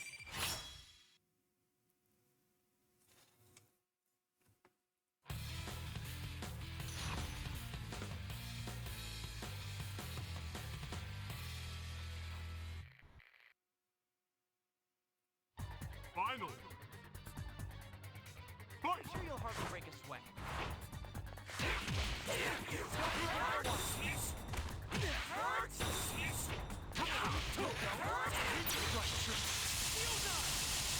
First strike.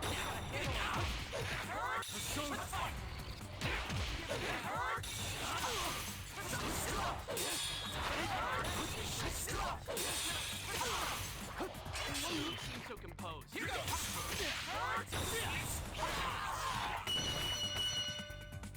All right, we won. Great work.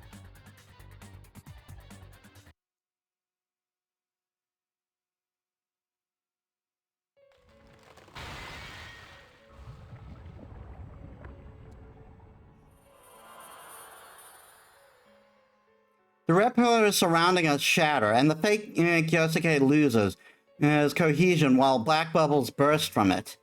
What looks like glowing grains of sand quietly emerge from it. As they get caught up in the fog, the glowing grains disappear into the sky. It really was a chunk of a shadow. You could have trusted me at least on that part, you know. Though that doesn't make me feel better about seeing this happen so many times. Many times? Did you fight a fake version of someone else before coming here? Yeah. It was, a fake you. Me? Huh. Are you alright? Oh, sure. I figured out pretty quick that it wasn't you. These guys aren't trying too hard to act like us. It's not like before when they were trying to upset us. But that makes it even more disturbing. They're not trying to hide, and they're fighting fair. That seems really fishy in itself. Right? Well, the rule where you have to win one-on-one before moving on seems to be the same as before. But something's telling me we shouldn't believe everything they're saying either.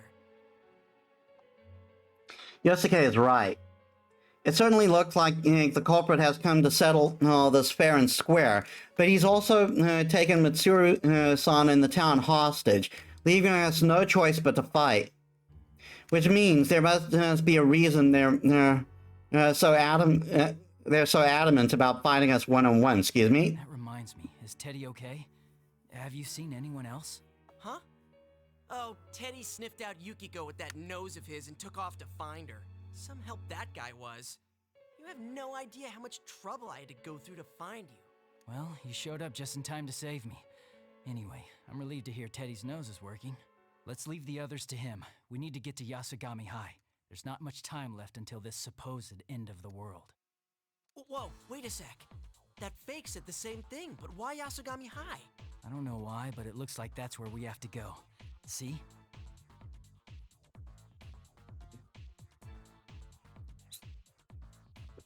When I point to where I saw the tower, Yosuke rushes over to the fence. His flustered expression changes to surprise on seeing the tower looming on the hill past the hazy red fog. Is that Yasugami High? What's happened to it? We'll have to go there and find out. Mitsuru-san and her friends are probably there too. Damn it, everything's going according to their plan, huh? Yeah, but we have to do this. I'll be counting on your help, Yosuke. What's the matter? Nah, you're right. It's not that there's nothing we can do without each other. It's that with each other, we can do anything. That's right. If the P1 Climax rules say that we have to fight one-on-one, then we'll obey them. But we're definitely not incapable of doing anything without crowding each other. Each of us can be as strong as we need to be. If it's for the sake of others, then we believe in the cause. Sorry. Guess I wasn't thinking straight. Let's go, partner.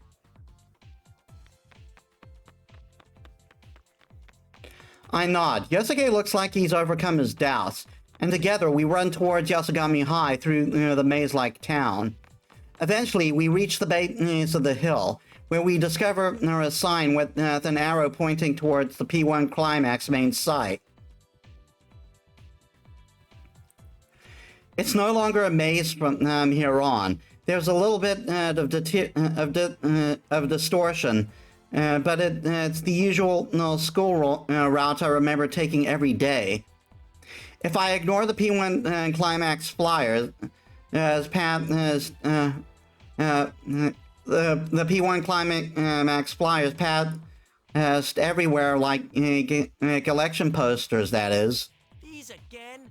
How much more are they going to bring up those painful memories? Whoa!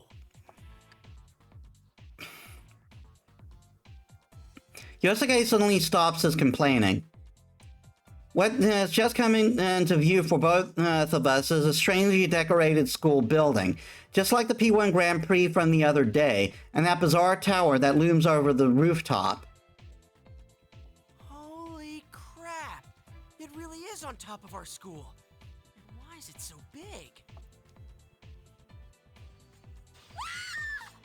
That voice, was that Yukiko? Let's hurry. After nodding to each other, we make a dash towards Yasugami High main gate. Please be safe, Yukiko.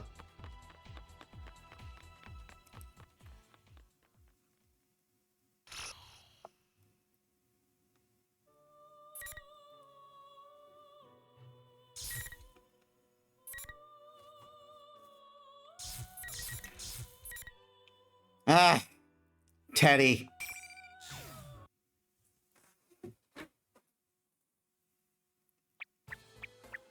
Just you wait, Yuki-chan. I'm coming. Huh? It's the same sign again. A dead end this time. What's going on here? It's no use. I decided to stop and then concentrate on my nose. Here it comes. I'm sensing Yuki-chan for sure. Huh? There's something else nearby too. Could someone be trying to approach Yuki-chan, who must be so lonely and lost without her Teddy, and score with her? Good Lord, Teddy. That's unforgivable. My rage is on the verge of exploding.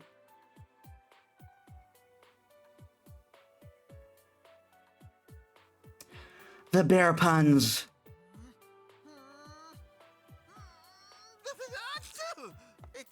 It's no use. I can only tell that there's two.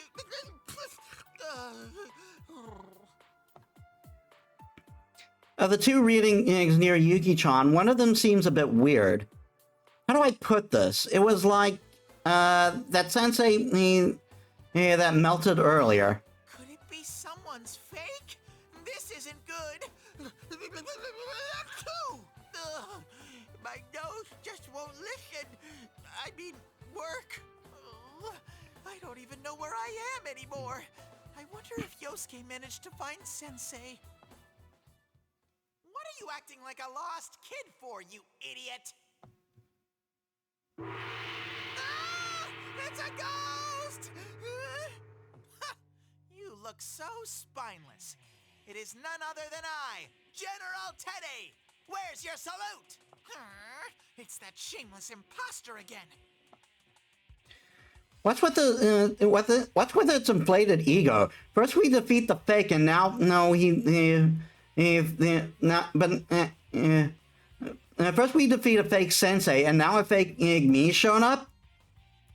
Worse yet, this is the bizarre fake that caused me so much hassle the other day. Looks like I better give it a piece of my mind. Seriously, what a bearden you are. If you keep dawdling around, the world will go kablooey. I'm just going to keep ignoring the puns? Otherwise I'll never get through this. That's right. I can't waste my time here. Hey, why is the fake telling me that? Oh, no, is this the reverse psychology? Is this weirdly dressed clone actually a good guy? Nah, impossible. You can try to nudge me along all you want, but I'm not fooled. You're an imposter after my good name. Oh, what a rude bear. Saying such things after I try to be kind. Well then, I'll tell you something especially good. It does not matter whether I'm real or an imposter. Have you forgotten? You are the same as me. Nothing but a mere shadow. What's going on here? Just when I thought the fake stopped cosplaying as that puffed up general, its voice suddenly changed. How dare you say that I'm the same as a shadow? It's so mean. I mean, it's true. That's not true. I mean, I was just an ordinary nobody bear at first, but I met Sensei and everyone else and changed. I'm the one, the only Teddy. Sensei said so. Then tell me this. What would you be if you didn't have your friends? Those eyes. Huh? If you are unable to be yourself until recognized by another, what are you truly? That's... Don't worry, it's not only you. All the worthless refuse living in this world is the same. That is the extent of the self. It is a squalid concept espoused by weaklings who cannot see themselves save through comparison to others. You lick each other's wounds, finding peace by herding together. Deep in this rotted intimacy, you avert your eyes from the truth. That's not how it is. I just want to be with my friends. They're not averting their eyes either.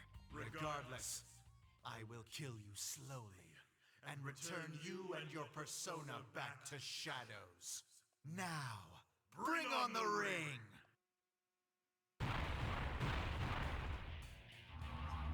When the fake puts up its hand, these red pillars go wham into the ground.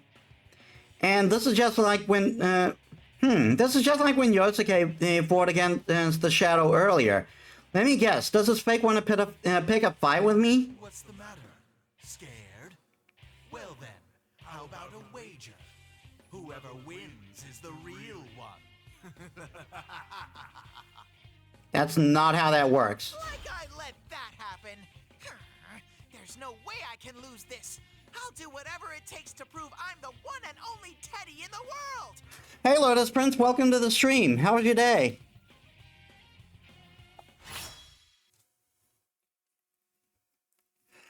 I'm doing good. I finally fixed my my Fox Goddess model. Full tail and everything. Doing decently, gonna get ready for work tomorrow. That sucks.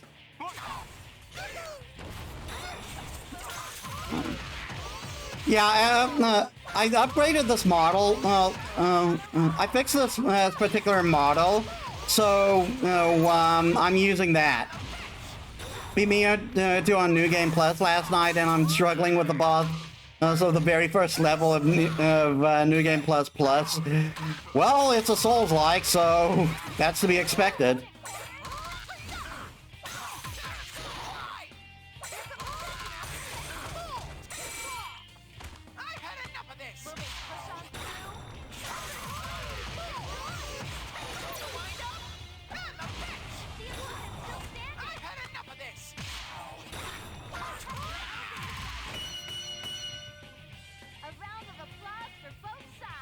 Oi.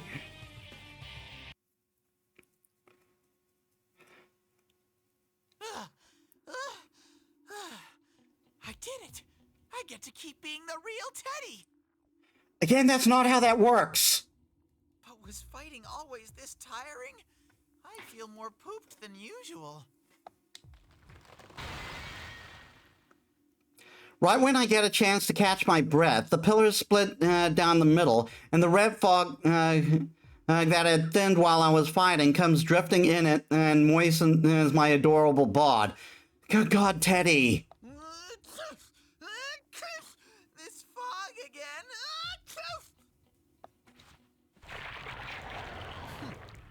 Well, that'll do. What? It's this. Was this fake? Not really a fake. When Yosuke won, the fake went all glurp glop up and got melty. So why is this one still standing normally? Shadow with an ego. I thought it could be suitable for my scheme, but it seems I'll have to use the other instead. When General Teddy opens his palm, I can see those tiny thingies in it.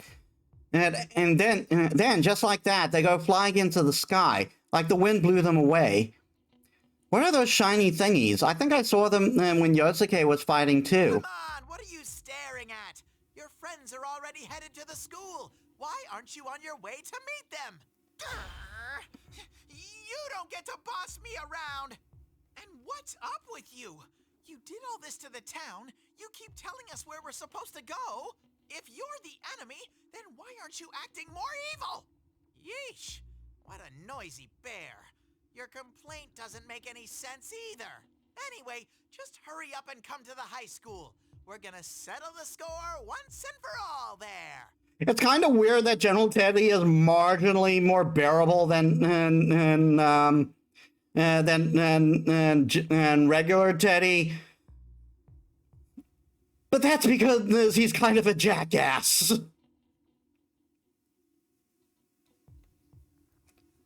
And yes, I realize I made a pun myself without trying to. Wait! Before I can stop him, General Teddy disappears into the red fog. But I did hear him say that everyone is headed to the school. Why are they all going there? As best as I can remember, the school that Sensei went to is in the same direction as those shiny thingies flew towards. What is that? There's a huge tower standing where Sensei's high school should be. And what's that red fog swirling around? I think I smell danger from it. I think for a moment.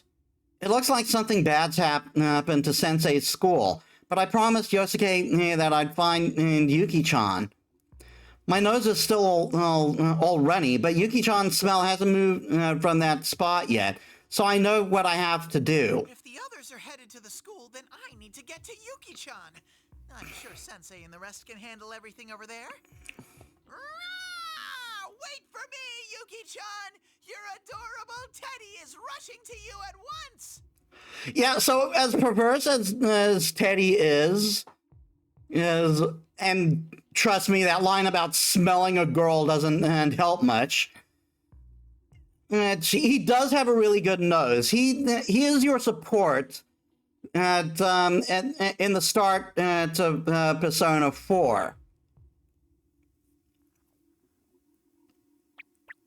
And the way they play that out is like, instead of having a persona that gives information, he literally gets the information through smell.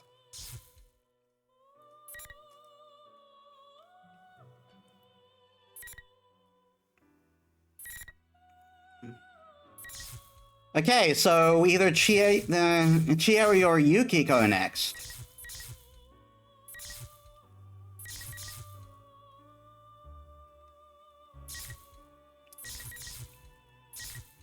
All right, I remember the red TVs are where the battles are. So we'll go with Yukiko.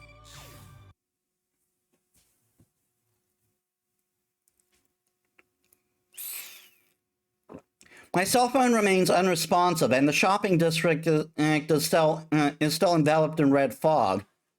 What General Teddy said on the Midnight Channel is true.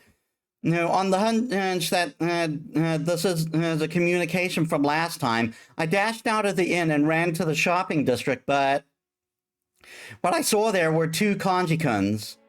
I dropped my gaze and sighed before looking back at the two kanji-kuns, who seemed to be having a silent stare down. If looks could kill. Hey, Kanji-kun. What's up, Yukiko-senpai? What's up, Yukiko-senpai?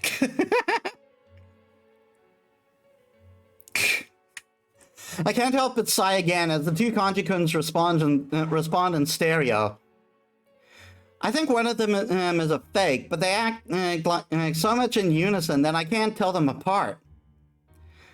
What's the sort of thing called again? Synchronized swimming? Look, you bastard, don't go bothering Yukiko-senpai. What? You're the one bothering her, you imposter? What was that? I'm the real one! Bullshit! You don't look anything like me, damn it! The two kanji-kun start squabbling. Kanji-kun is the same in any situation. Actually, these two look like they're getting along pretty well. I'm starting to think that I could just leave them here. Little? Try this, goddammit! Tell me exactly how old I was when I last wet the bed. Oh, it was when you were in 2nd grade, right? Why do you know that? Why do you know that? Your mother told me once.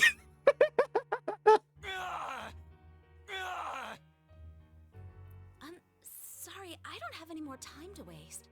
Oh, I know. What if we say the one who can summon his persona is the real one? But that's impossible. It's not like we're inside the TV right now. Ha! You're giving up before even trying? You dare call yourself the real me?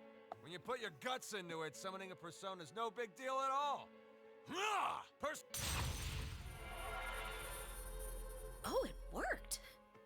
What? Seriously? How's that, Yukiko-senpai? Now you know I'm the real one. Oh, no you don't, you bastard!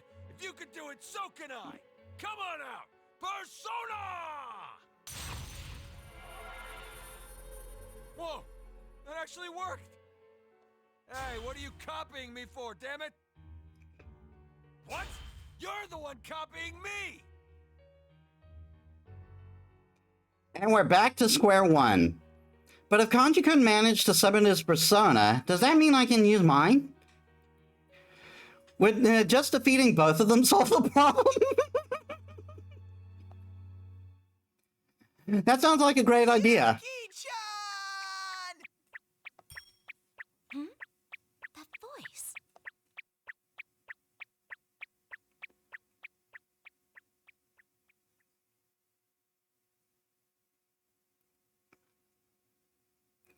When I look towards the fog where the familiar voice comes from, a familiar-looking round shadow is approaching me. Could that be a shadow?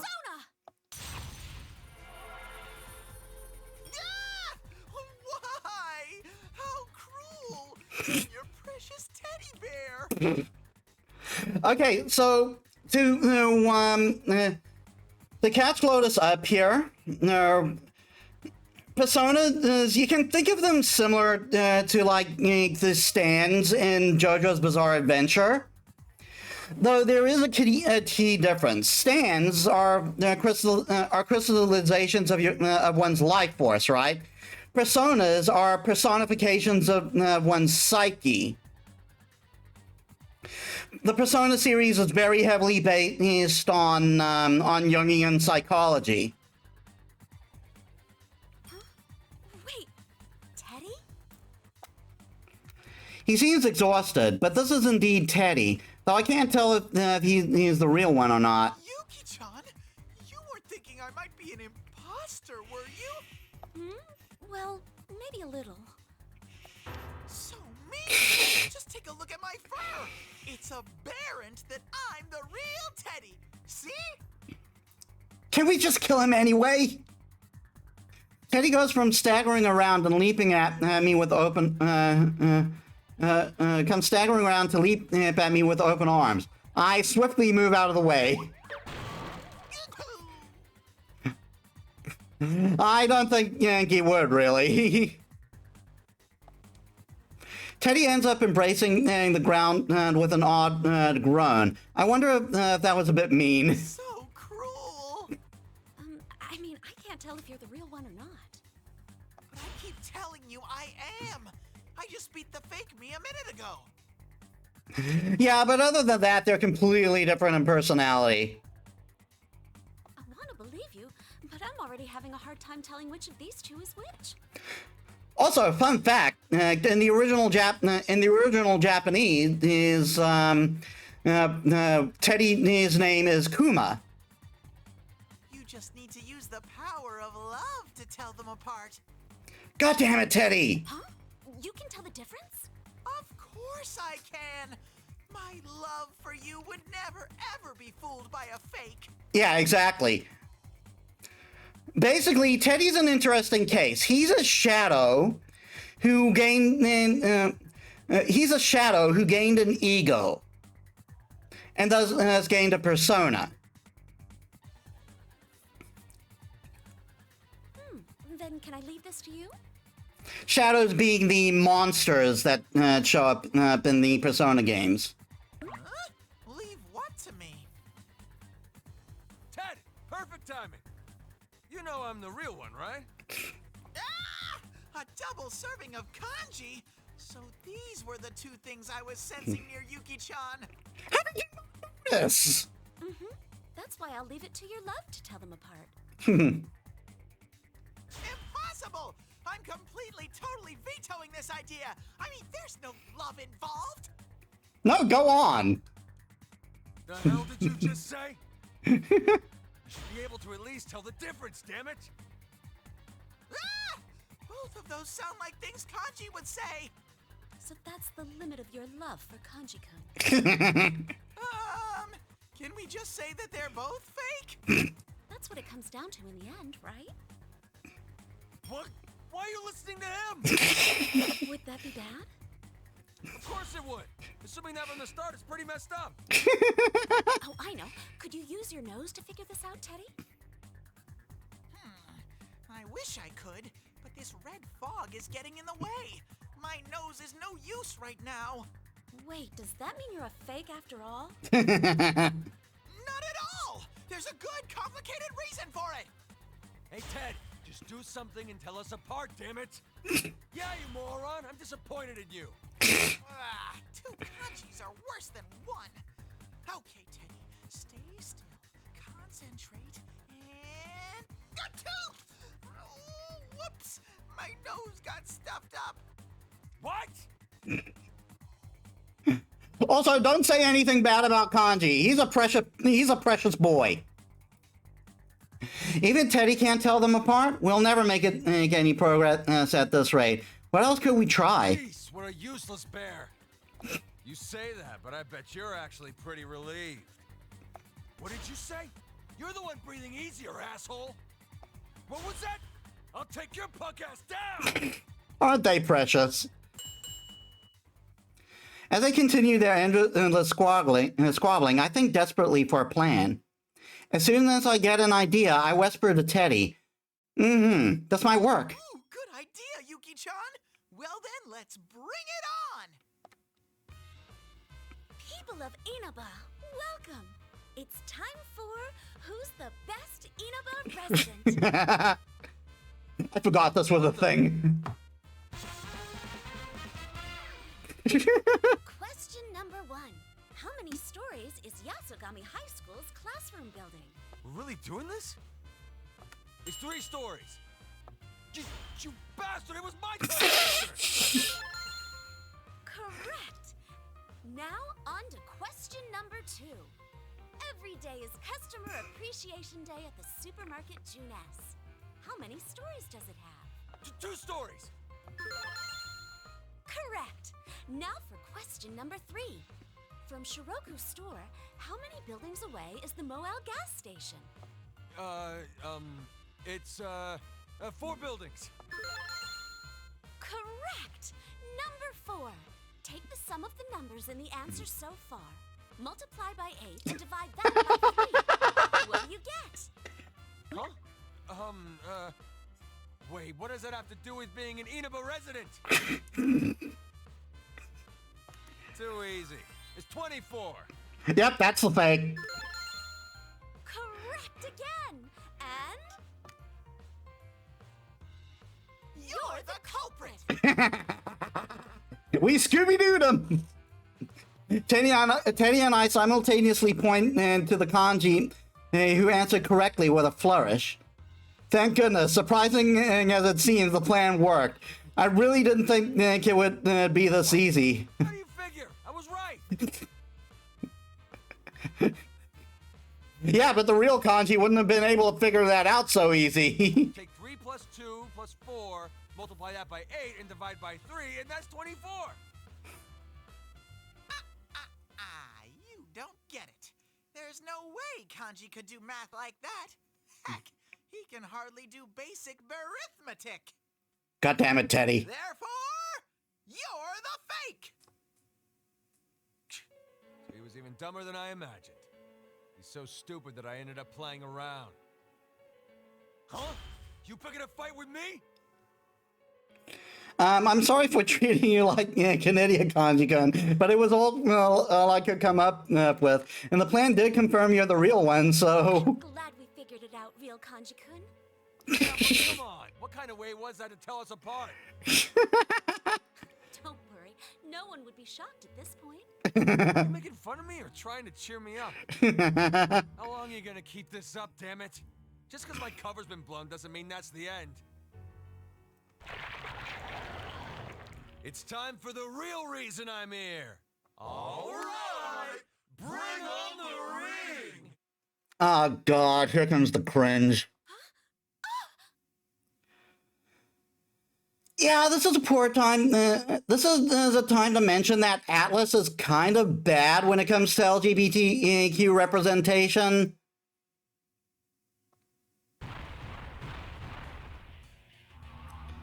They tend to fall into all sorts of homophobic and transphobic jokes.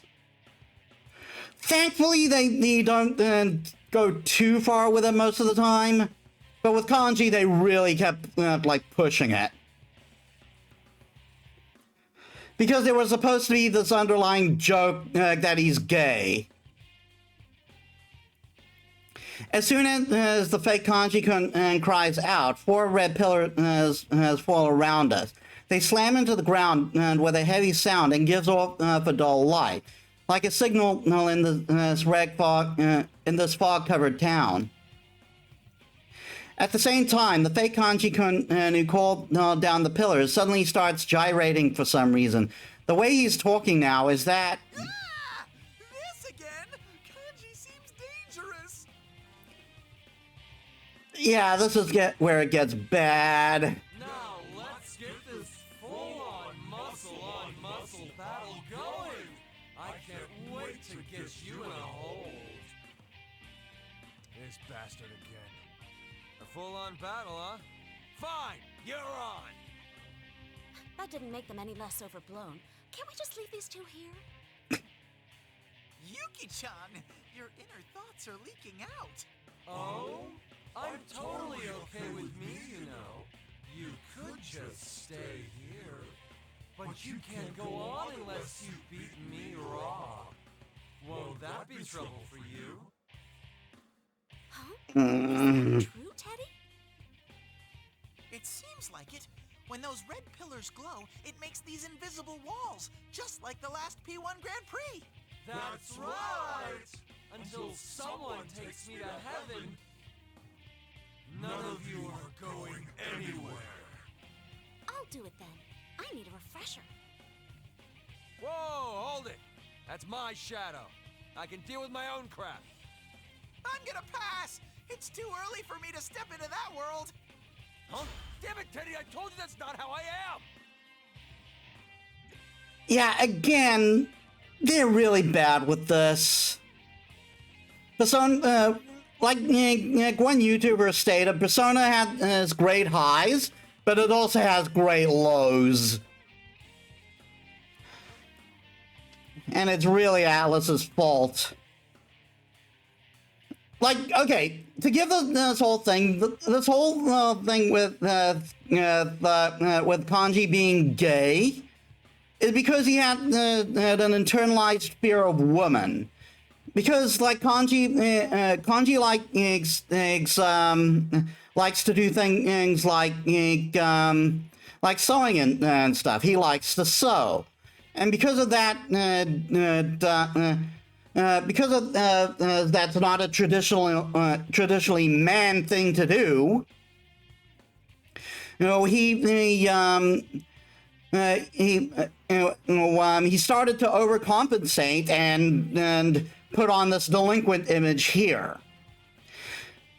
And because of, and he also gained an internalized fear of women because as it was mostly girls that would tease him. Jeez.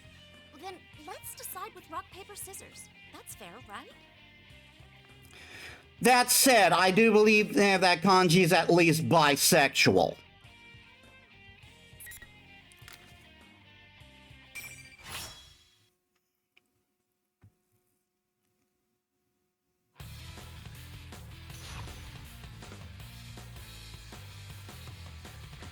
But just like they have to keep this joke running.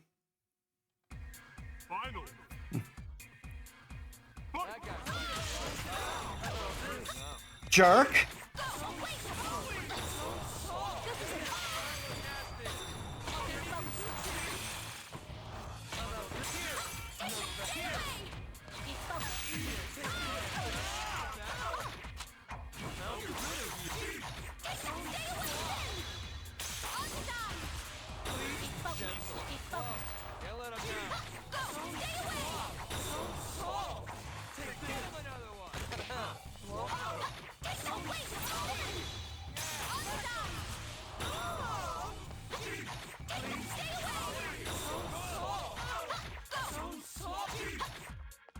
Flip!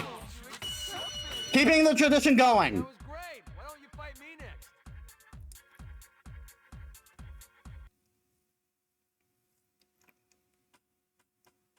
So good.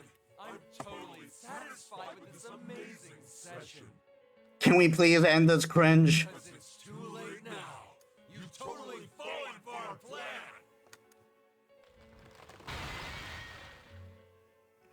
When the fake Kanji-kun's words end, a cracking sound echoes and the red pillars shatter.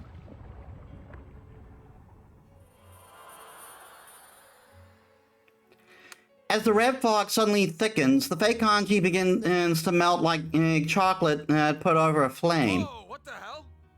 No way! Kanji-kun melted! Yukiko-senpai, that's the fake. We watch in surprise as the fake Kanji-kun completely melts, and what looks like golden powder comes flying out from the puddle. The powder shimmers a bit before it mixes with the fog and vanishes into the sky. Does this mean that wasn't my shadow? I seriously thought that part of me was coming back for more. Oh, nope. General Teddy made that fake by kneading up a chunk of a shadow. Seriously? Then all we had to do from the start was beat the crap out of it. That's not my fault. You two were the ones getting all up in each other's faces. Hey, Teddy. Could that General Teddy be the culprit after all? Wouldn't that make him the one behind Labrys's problems too? I don't really know about that. Who is that General Teddy anyway? All I know is that he's an imposter of mine. Huh? If you don't know, then there's no way we'd know. But if he can do this to our town, then he is not an ordinary person. You got that right. Didn't they say he brainwashed the hijackers when Labrys got kidnapped? Indeed. For example, even if the culprit happens to be a Persona user like us, covering the whole town in red fog and creating fakes of us from shadows is beyond what normal people can do. I'm sure there must be something bigger lurking behind this case. And that's not all. There's one other thing I noticed. It happened to me too, but when Yuki-chan and Kanji were fighting the fakes, tons of these shiny things were flying out. What do you mean, shiny things? Oh, I think I know. That's what we saw when the fake Kanji-kun was melting too, right? Yep, you got it. That stuff never used to come out when we fought. What could it be? Good question. Also, how should I put this? It seems like fighting in this fog is tiring everyone out faster than usual. Huh? Yeah, now that you mention it. It's like when we would go into the TV world without Teddy's glasses. Huh? That reminds me. We haven't tested out the glasses. If you need them, I have some right here. No, that's okay. It's true that I can't see very far, but I can still see where I'm going. And the exhaustion comes more when the fighting ends, not during the battle. So, what does that mean? When those shiny things come out after a fight, we get really tired? Yeah, so that's another element. And it's like in Persona 4, there's this world inside the TV.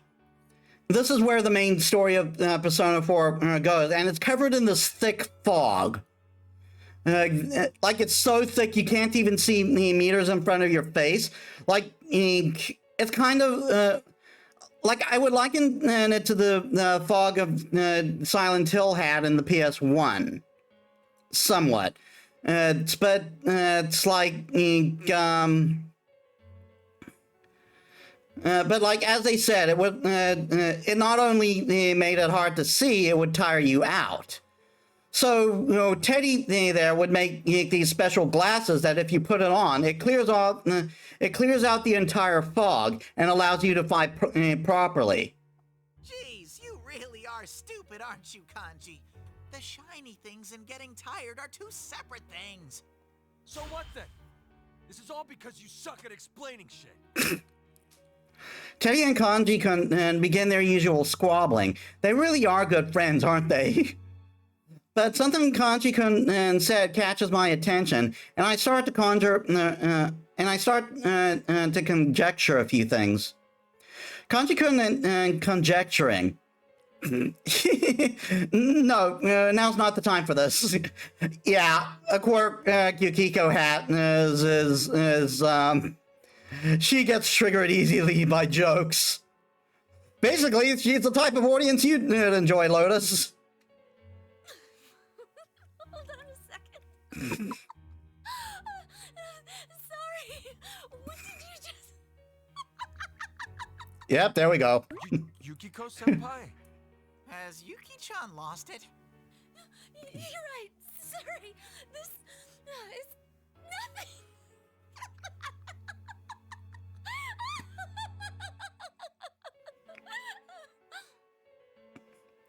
No, hang in there, me. I can't crack up now.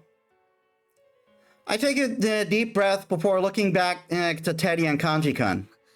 I was thinking that Kanji-kun might have been right just now. Huh? What'd I say? I know. I remember. He said that when the shiny things come out, you get tired. Right. I thought that actually could be the case. Huh? I don't really get it. What do you mean? Well, could it be that that's what the culprit is really after? He's making us fight, getting those shiny things to come out, and... what would he want with them? No! You totally had us going, Yuki-chan. Hey, a step closer to the answer is still a step closer. So, you didn't figure out the important part? Is his goal just to make us tired? I don't know. What could this all mean? I wish I could concentrate and think, but this fog is just so... Ah, gross, Ted! Sorry. It's just that this red fog keeps violently irritating my nose. Oh! Huh? What is it? I did notice something about those shiny thingies. Really? Mm-hmm. Those shiny thingies have all been flying towards Sensei in your school on the hill. When I fought General Teddy earlier, he told me to head to the school, too. Something smells fishy about that place. So what's the deal? If you knew something, why didn't you spit it out before? Well, let's go there. If the others noticed it too, I'm sure they're on their way already. Teddy, can you lead the way? Leave it to me. You two, follow me. Blair Chu!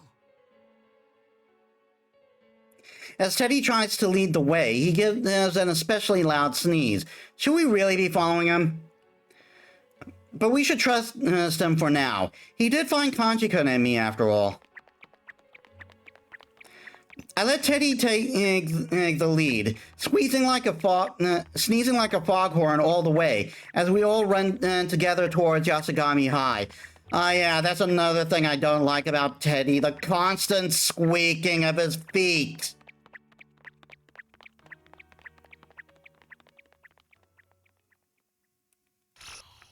Like, it just kind of hurts my neurodivergent brain.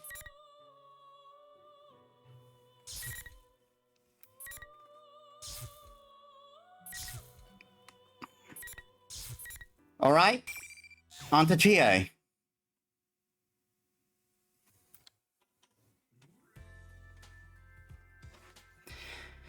Yikes, is this like it already? When I check my phone, I see it's already 11:30 p.m.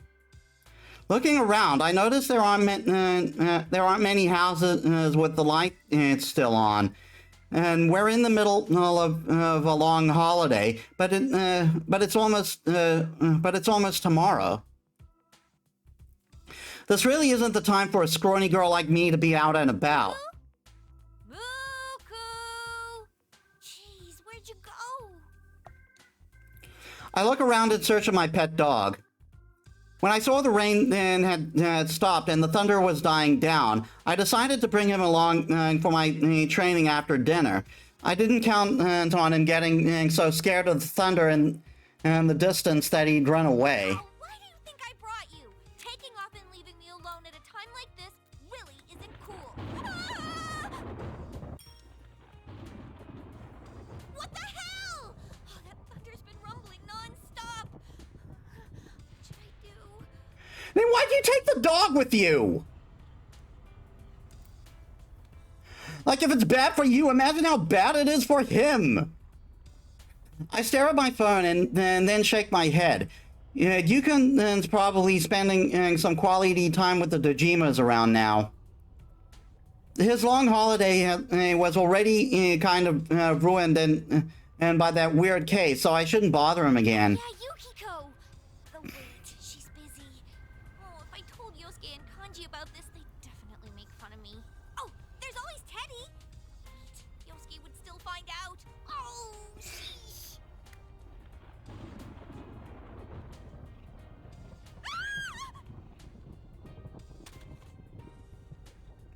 I think that one was pretty close. What should I do? Head back home? Am I remembering right that dogs have a homing instinct? Well, if he's not freaking the shit out right now. While I try to figure out what to do and pick up the cell phone I dropped, I happen to notice the phone's clock. Yikes, it's only a few minutes to midnight. When did it get so late? I'm still staring at my phone, dumbfounded, when the clock's display suddenly disappears. Yep, here we go. No way, it's out of batteries! I hurry and check my phone, but then I notice something strange. It's not just my phone. The streetlights are off, and the lights in the houses around me are gone too. The only light that's left is... Fog? I can't keep my voice from trembling. Something weird is going on. So why isn't anyone coming out of their houses? Why is it so quiet? It seems almost like the town's deserted. Actually, it's like the TV world. There's no way that would happen. What was I thinking? My laugh gets sucked into the fog covering the area, like the fog ate it up and weakly disappeared. Disappears. With a sense of dread creeping down my spine, I look toward the hill where Yasugami High is and see something even more unbelievable. Wait a sec, what's that? Yasugami High should be down that familiar road, but that's actually but what's actually there is a gigantic, awful-looking tower. Something terrible is happening right now. Almost on instinct, I start running in that direction. It turns out that this weird red fog wasn't the only thing off about the town. I'm in good enough shape that I shouldn't be, and that I should have been able to reach up the hill of to Yasagami High in no time. But for some reason, I can't get there at all. At first, I wondered if I'd taken a wrong road in this red fog, but no. It's like the entire town is turned into a maze. And even though I've been running all over town, I haven't seen a single person outside. Seriously, what's going on here? Feeling that I'll get overwhelmed with anxiety as soon as I stop running, I keep going through the desolate streets.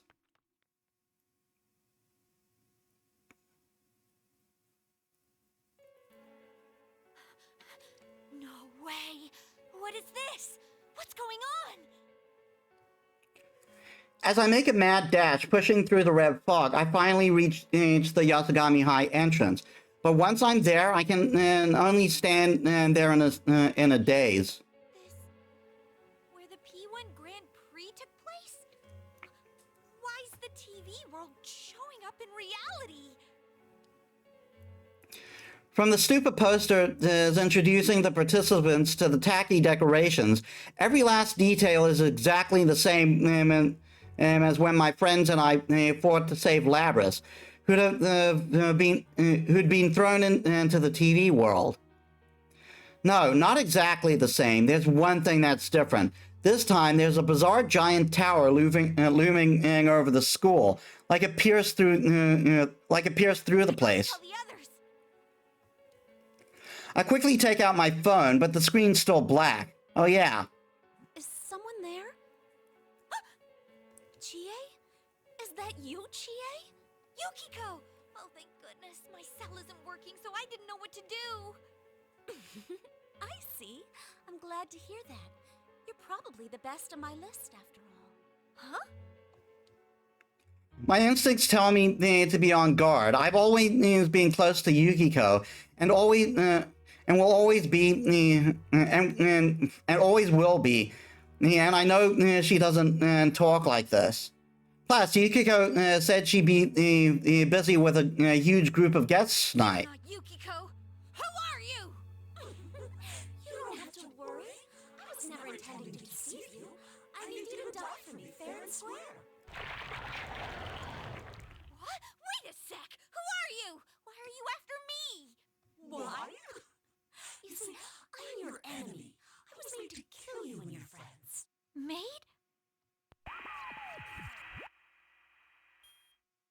This sounds like a good time for me, General Teddy, to explain what's going on.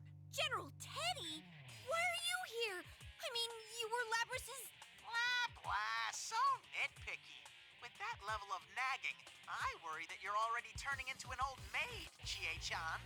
What? Look, it doesn't matter. Anyway, that's not Yuki-chan.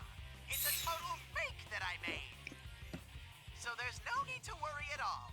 You can pulverize her to your heart's content. You little... There's no need to worry at all. You took the time to make it look like Yukiko, so don't give me that crap! Oh, really? Then hurry up and die. Persona!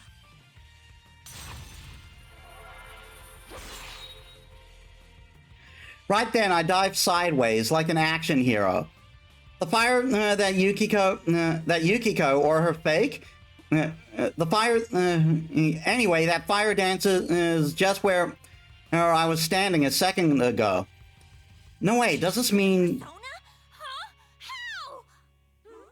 You can use yours too, Chie. Didn't I tell you? Okay, so to give context, while every standard JoJo had its own unique ability, every persona is aligned has a certain specialty, depending on who the person and who the persona user is. Yukiko Yukiko is very fire-based because she doesn't like her. She doesn't like her name very much. She doesn't like being compared to snow, and she likes the color red because Chie there said it would look good on her. Chie there, she starts off with some very weak ice abilities, but she becomes very much more more physical based. I can't? How? I mean, this is the real world. But the main character in each Persona game is unique in which they have have the ability to switch personas, so they can cover their bases and use all sorts of different elements. And each persona is linked with the arcana, the tarot. The main character always being the arcana of the Fool, number 0, empty but full of but infinite possibilities.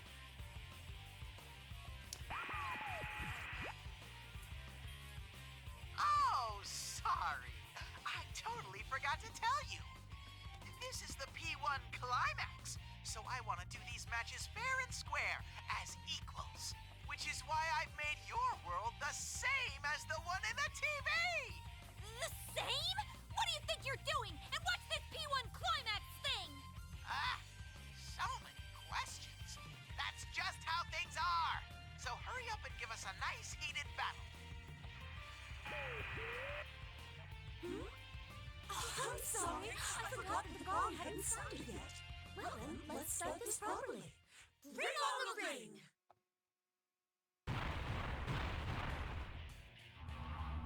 The fake Yukiko raises her hand to the sky. Seems like that was the signal. Because four pillars come falling down from the sky and slam into the ground surrounding her and me. Whoa, these are just like the ring some martial arts matches. Oh yeah, Chie is also very much a martial arts fan. Like she learned all her stuff from martial arts films. I'm not in the mood to drag this out, so I'll just give a short rundown. The rules are simple. Win and you get to move on. Lose and you're stuck here. By the way, the stupid Kirijo people are captive in the big tower right in front of you, Chie-chan. But never mind that. If you and your friends don't win before time's up, the world ends. Do you get it? What? The world ends? Hold up a second. What are you talking about? It's all up to what you do from here. You understand the situation now, right? Then, shall we begin? How could I understand the situation? But our town is a mess, and if it's left like this, there might not be any going back. My town, my school, all things I want to protect. I make up my mind and take a firm stance. Oh yeah, another thing that makes Personas different from stands, the Shin Megami Tensei series is like uses beings from mythology and history and stuff. So every persona is based on a figure like that, because it's supposed to be within the sea of in the sea of consciousness. The persona I was using with Yukiko was Konohana Sakuya, who you'll remember from my Yokami playthrough, but very different. And Chie's is Tomoe, aka Tomoe Gozen, aka the most badass woman in Japan. Yeah, I get it now. I get that you're the enemy, and that this is just more of the P1 Grand Prix. Amazing, Chie! It's almost like you're actually a smart girl. Well, sorry for my lack of brains. Jeez, this is harder to do when I'm up against Yukiko. But I won't hold back. This would be the time to mention that I kind of pick and Chie and Yukiko as like borderline bisexual lovers.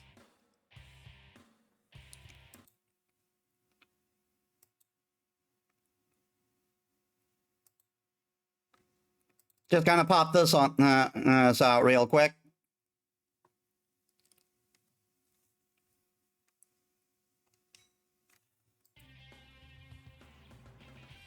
I take a deep breath and close my eyes. It doesn't matter if it's the TV world or reality. The quiet darkness is there. The quiet darkness there is the same. I take another breath and face myself once more.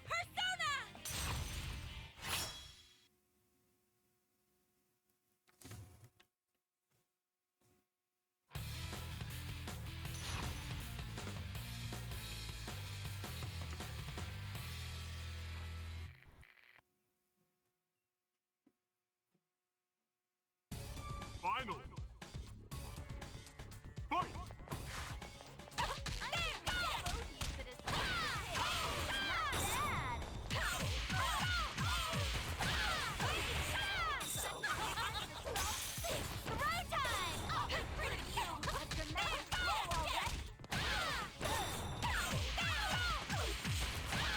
God Hand!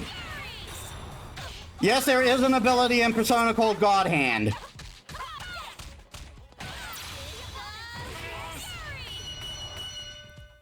Oh my, they lost.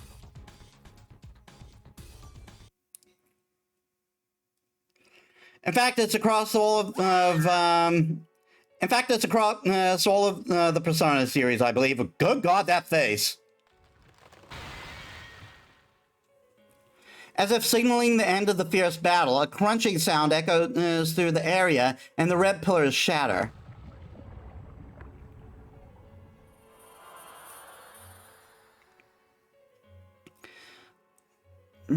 God Hand, baby, yeah. Like, God Hand is a very high-power physical move in the Shin Megami Tensei games. Though, funnily enough, in the Persona games, it's just like portrayed as this giant fist that comes down on the enemy. God Hand is ball-bustingly hard, according to God Hand. Yeah. What looks like specks of light comes out of the fake Yukiko as it melts away without a trace.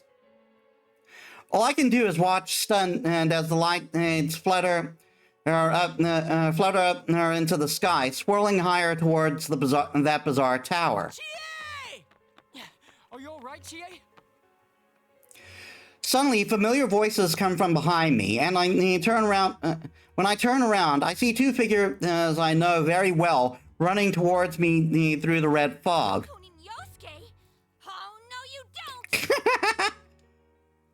I reflexively take a fighting stance again when I see them rushing towards me. I mean, you never can tell if they're real or not. Whoa, hold it, calm down. We're the real ones. I'm glad you're safe, Chie. Yukun. His voice carries that unwavering trust. Yep, this one's no fake. It's the real Yukun. Yeah, you sure seem like the real deal, Yukun. Oh yeah, for the record, Yu's persona, his initial persona anyway, is Izanagi. The one of the creator gods of Japan. What about me? I mean, we've already dealt with our fakes. And his is the famous ninja Jiraiya. Huh? So you guys ran into them too? Yeah, we've defeated the fake Yosuke and myself. Was that a fake Yukiko? Seemed that way. Actually, what's going on? Is this really the real world? Looks like it. Even though shadows are running around and we can use our personas. But that might as well be in the TV. What in the world's going on? Calm down, will ya? We don't know anything either. The Midnight Channel came on and General Teddy suddenly declared war on us. Afterwards, the town got swallowed up in that red fog. The Midnight Channel? Then is what happened with Labrys really not over? Yosuke and Yukun exchange a glance after my surprised reaction. Was it something I said? Don't tell me. Did you not see the Midnight Channel? She didn't. Seriously? I can't believe this. It came up so many times. Why didn't you check? No one said specifically to watch for it. All this happened suddenly while I was out walking Muku. So I don't know what's going on either. Fine. Anyway, the town's in serious danger right now. That reminds me, General Teddy said something earlier about the world ending. Right. General Teddy says that if we don't win this tournament within the hour, the world will end. I mean, that's practically the Persona series in a nutshell. The world has an ending event every year. Apparently, he's holding Mitsuru-san and her friends captive in that tower. What? He is? I look up once again and at the creepy tower looming behind me. The general, that General Teddy he talked a lot about doing things fair and square, but he's taken hostages and messed up our town. What choice do we have but to fight? Actually, I just noticed. Where's Yukiko? And is Kanji-kun okay? Imagine being Satan and or the Judeo-Christian God and trying and failing to end the world every year. How embarrassing! They are actually a thing in Judo in the Shimogami Tensei series. Like in mainstream Shimogami Tensei, you can actually choose to join in. You can actually choose to join Order or Chaos. And yeah, yeah, the old JVE games just straight up have Yahweh. Yeah, they do. And you can side with Satan. Teddy's headed over to Yukiko, and I doubt Kanji will go down that easily. We don't have any time right now. Let's leave those two to the others. We need to go rescue Mitsuru-san's group at once. The cool thing is, Satan isn't really portrayed as being evil. Like he wants to take down God and create a free world for man. That's his motivation. That's why he went against God. He wants freedom for. He wants mortals to choose their own freedom.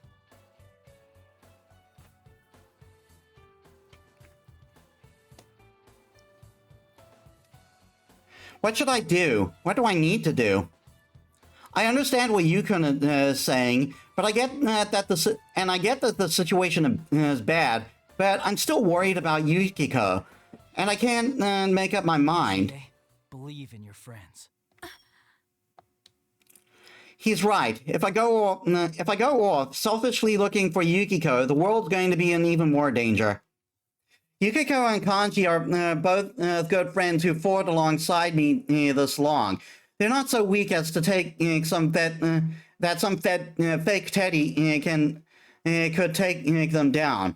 That said, the Judo Christianity had so far, as far as I played at least, from Persona 3 to 5, hasn't been that prevalent in the Persona series, except for maybe the tail end of except for maybe some elements of Persona 3. Persona 3 bases its story more of Greek mythology, most particularly the story of Orpheus and traveling through the underworld. Persona 4 tackles more, it bases itself more on Japanese mythology.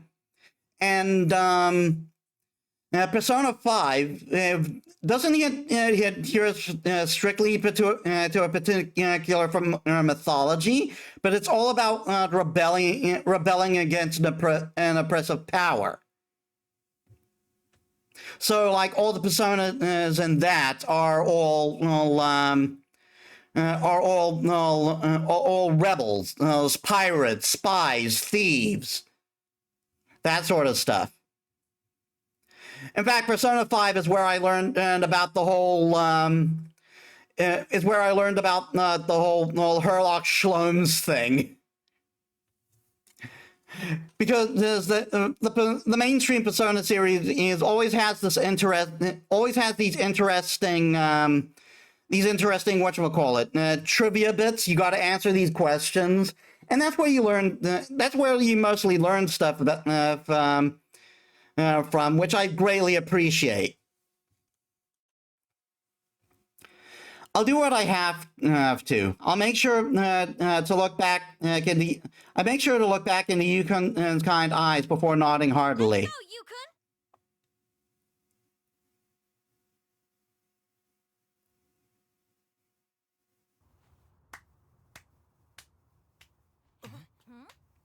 Oh boy, here he is.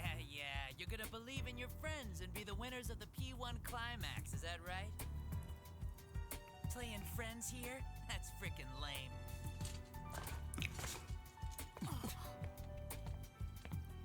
My name's Sho Minazuki, and you guys are in my world now. Yeah, show. Come on, no need to get all nervous. I came all this way to say hello. Suddenly, the eyes of the show guy gleam red. I have no idea what's happening. What is this?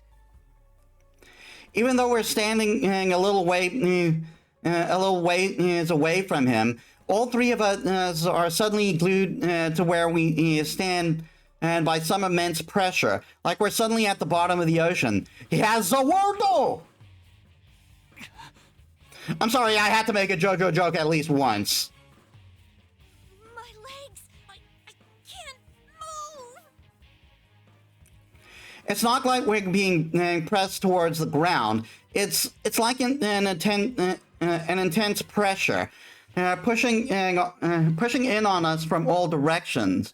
I've never felt anything like it before, but it's making every bone in my body creak, like they could snap at any moment. You look like you're in pain. The look on your faces is just epic. Oh yeah, that's the stuff. Man, this power's useful. Oh right. Good evening. I'm Sho Minazuki, the culprit behind these shenanigans. You are? That's right. I'm the one that invited you here, and I'm showing myself right now. Now that I've shown you the way here, it's time for a showdown with Sho. Get it? Yeah. Bullshit! That ain't funny! What's the matter? Laugh! Wasn't it funny? I'm showing myself right now. Yeah, I figured you would take to this guy. Oh, he made a joke anyway. Well, yeah, he takes after a particular character in Persona 3 that loves to make bad puns.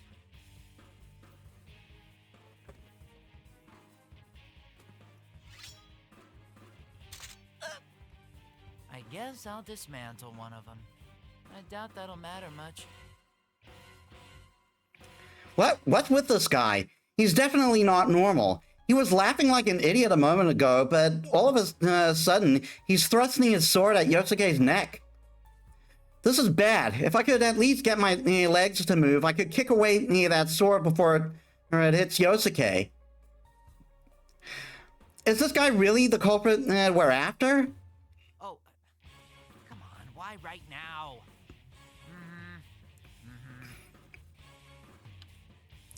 Suddenly, the show guy closes his eyes and acts like he's talking to someone. No way, a Persona comm? Could he have someone on his side with powers like Rise-chan's? Yeah, that's another thing. Some Personas are specifically support-based. Like, they can't participate in battle, but their ability to gather information is second to none. After Sho finishes talking to whoever it is, he turns towards us and laughs like everything's normal. Sorry, we got more guests of honor. You guys are just the ginger on the side of the sushi, so all you get to do is look for your friends in the tower. But we have plenty of fun in store for the investigation team. You'll sure look forward to it. Good lord. Like, I'm not that particularly buttered about bad jokes. Like, years of watching your and Ted has practically trained me for that. I just kind of find it charming at this point. What? Another joke? The way he acts definitely isn't normal, and the way he moves is almost inhuman. That show guy slips past us while we're still paralyzed, and then melts into the red fog as quickly as he came. It's only once he's completely disappeared that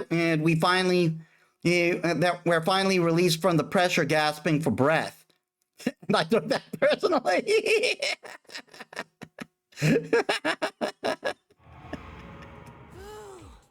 Damn it! What's with that guy? Is he really the culprit? We have to hurry and go after him! He's way too dangerous to leave him be! No. Teddy, Yukiko, and Kanji are still in town. If Teddy's nose is working, they may have met up already. I mean, it isn't, but they did anyway. So we're gonna leave that guy to just Teddy and Kanji? I mean, Naoto and Rise might find their way here, but... No, that show guy said they have more guests of honor now. At the very least, he's not after us for the time being. Oh. Wait, but what's that supposed to mean? Who are these guests of honor? When we watched the Midnight Channel, Labrys wasn't one of the captives it showed. The Shadow Operatives are Mitsuru-san's team. But no one said the ones we met are the only members. If their leader is in danger, it's only natural they'd send a rescue squad. Oh, right! Also, after the thing with Labrys, Mitsuru-san mentioned something about maybe having some idea who the culprit might have been. If that culprit is the show we met, it wouldn't be strange if he already knew Mitsuru-san and her team from before he met us. So, the guests of honor he mentioned could be the other Shadow Operatives, come to rescue Mitsuru-san's group. That's right. Show is underestimating us. If Yukiko and the others meet up with the Shadow Operative backup, they won't lose easily, not even to Show. Wow, you really are smart. All right, if that's the case, we should get up this tower quick and rescue Mitsuru-san's group while he's not around. Yeah. Yukon and Yosuke run on ahead just like usual.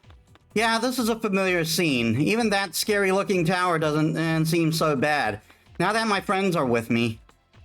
There's nothing to worry about. Yukiko, Teddy, Kanji-kun, Rise-chan, even Naoto-kun. No matter what separates us, I'm sure we're all connected. That's what lets me go on. Maybe it's silly to think that way at a time like this, but it cheers me up a little. I follow behind and the other two as fast as I can.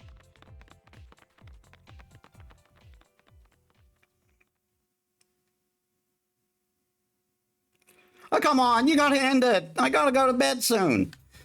It's good that we got into the school, but just like I thought, it's nothing like the Yasagami High I remember. It's even more distorted than the TV world version of the school we saw when we saved Labrys. With the red fog creeping in, it's 3 times as eerie as last time. I walk in nervously, like I'm hiding behind Yukon and Yosuke. This is so humiliating. It's the same here as in town. The layout of the classrooms is all out of whack. I wonder how long this hallway goes on for. We keep passing by the same rooms. That reminds me. I remember a story like that. Something about the 7 mysteries of the school and a hallway that loops endlessly. Hey, cut it out! Yosuke starts talking about stuff he doesn't need to.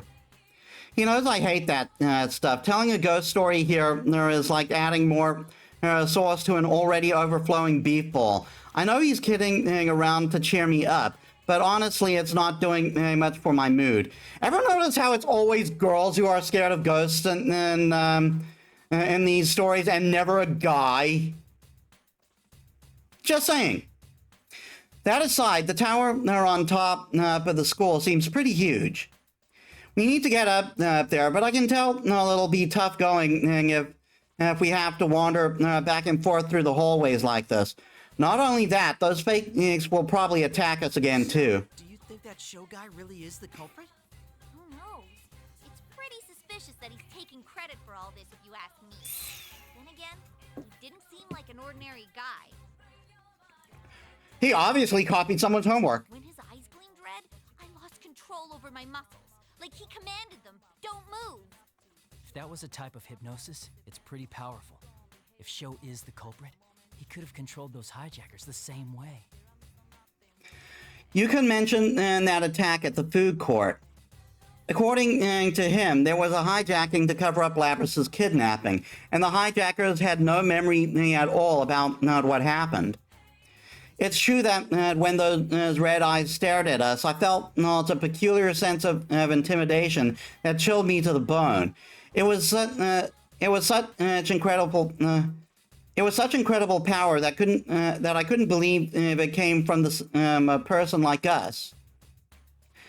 As we remember things and talk them over, we start to sort out details about that show guy.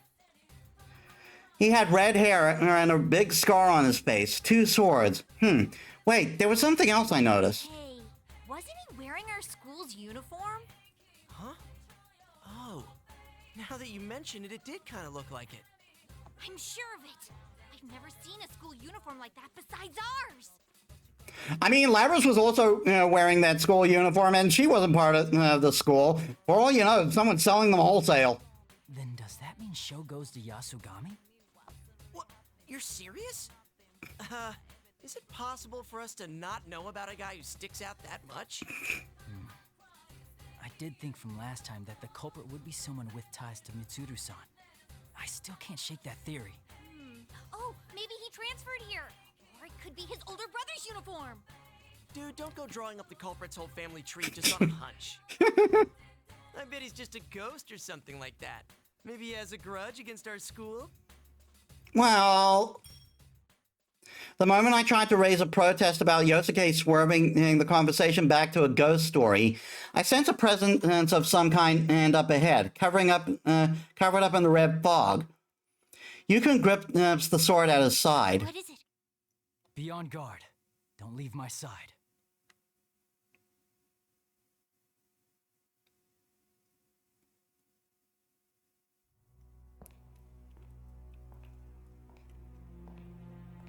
Oh, shit. You're kidding me.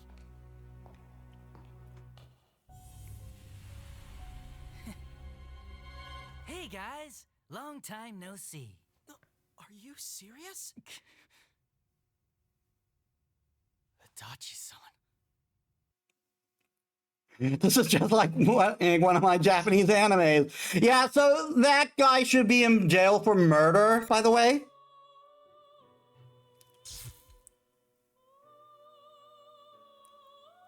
Just wait for this to finish.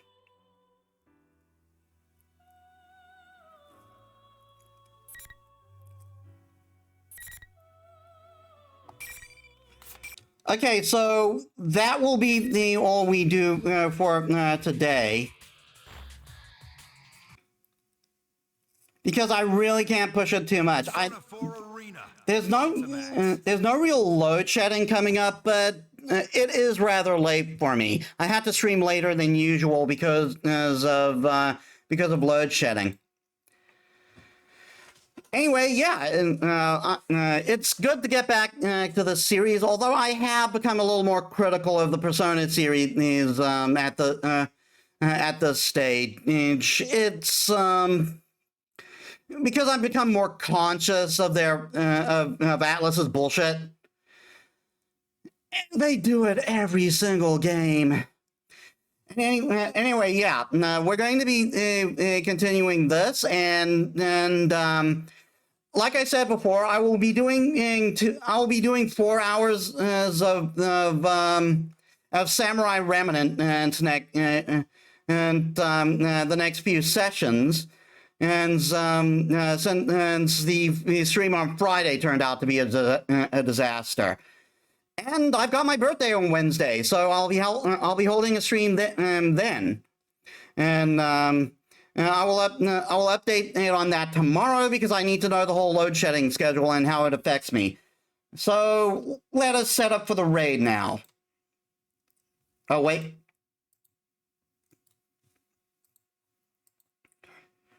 Now we can't raid Robin because she has already finished her stream. We'll raid May Kudo. Okay then, thank you all so much for watching. I hope you all enjoyed. If you like my stuff and you haven't already, please leave a follow. It helps me as a small VTuber. And you can also check my stuff over there. Oh, and I also upload all my stuff on YouTube. So yeah, next week Wednesday is my birthday, so I'll be doing a birthday stream then. And Friday so Samurai Remnant and Signalis will be pushed into the actual weekend, and I'll do 4 hours of Samurai Remnant. Signalis will just continue as is, and I hope to see you then. Anyway, thank you all so much for watching. I'll see you all on the next one. This is Metis Balaska signing out.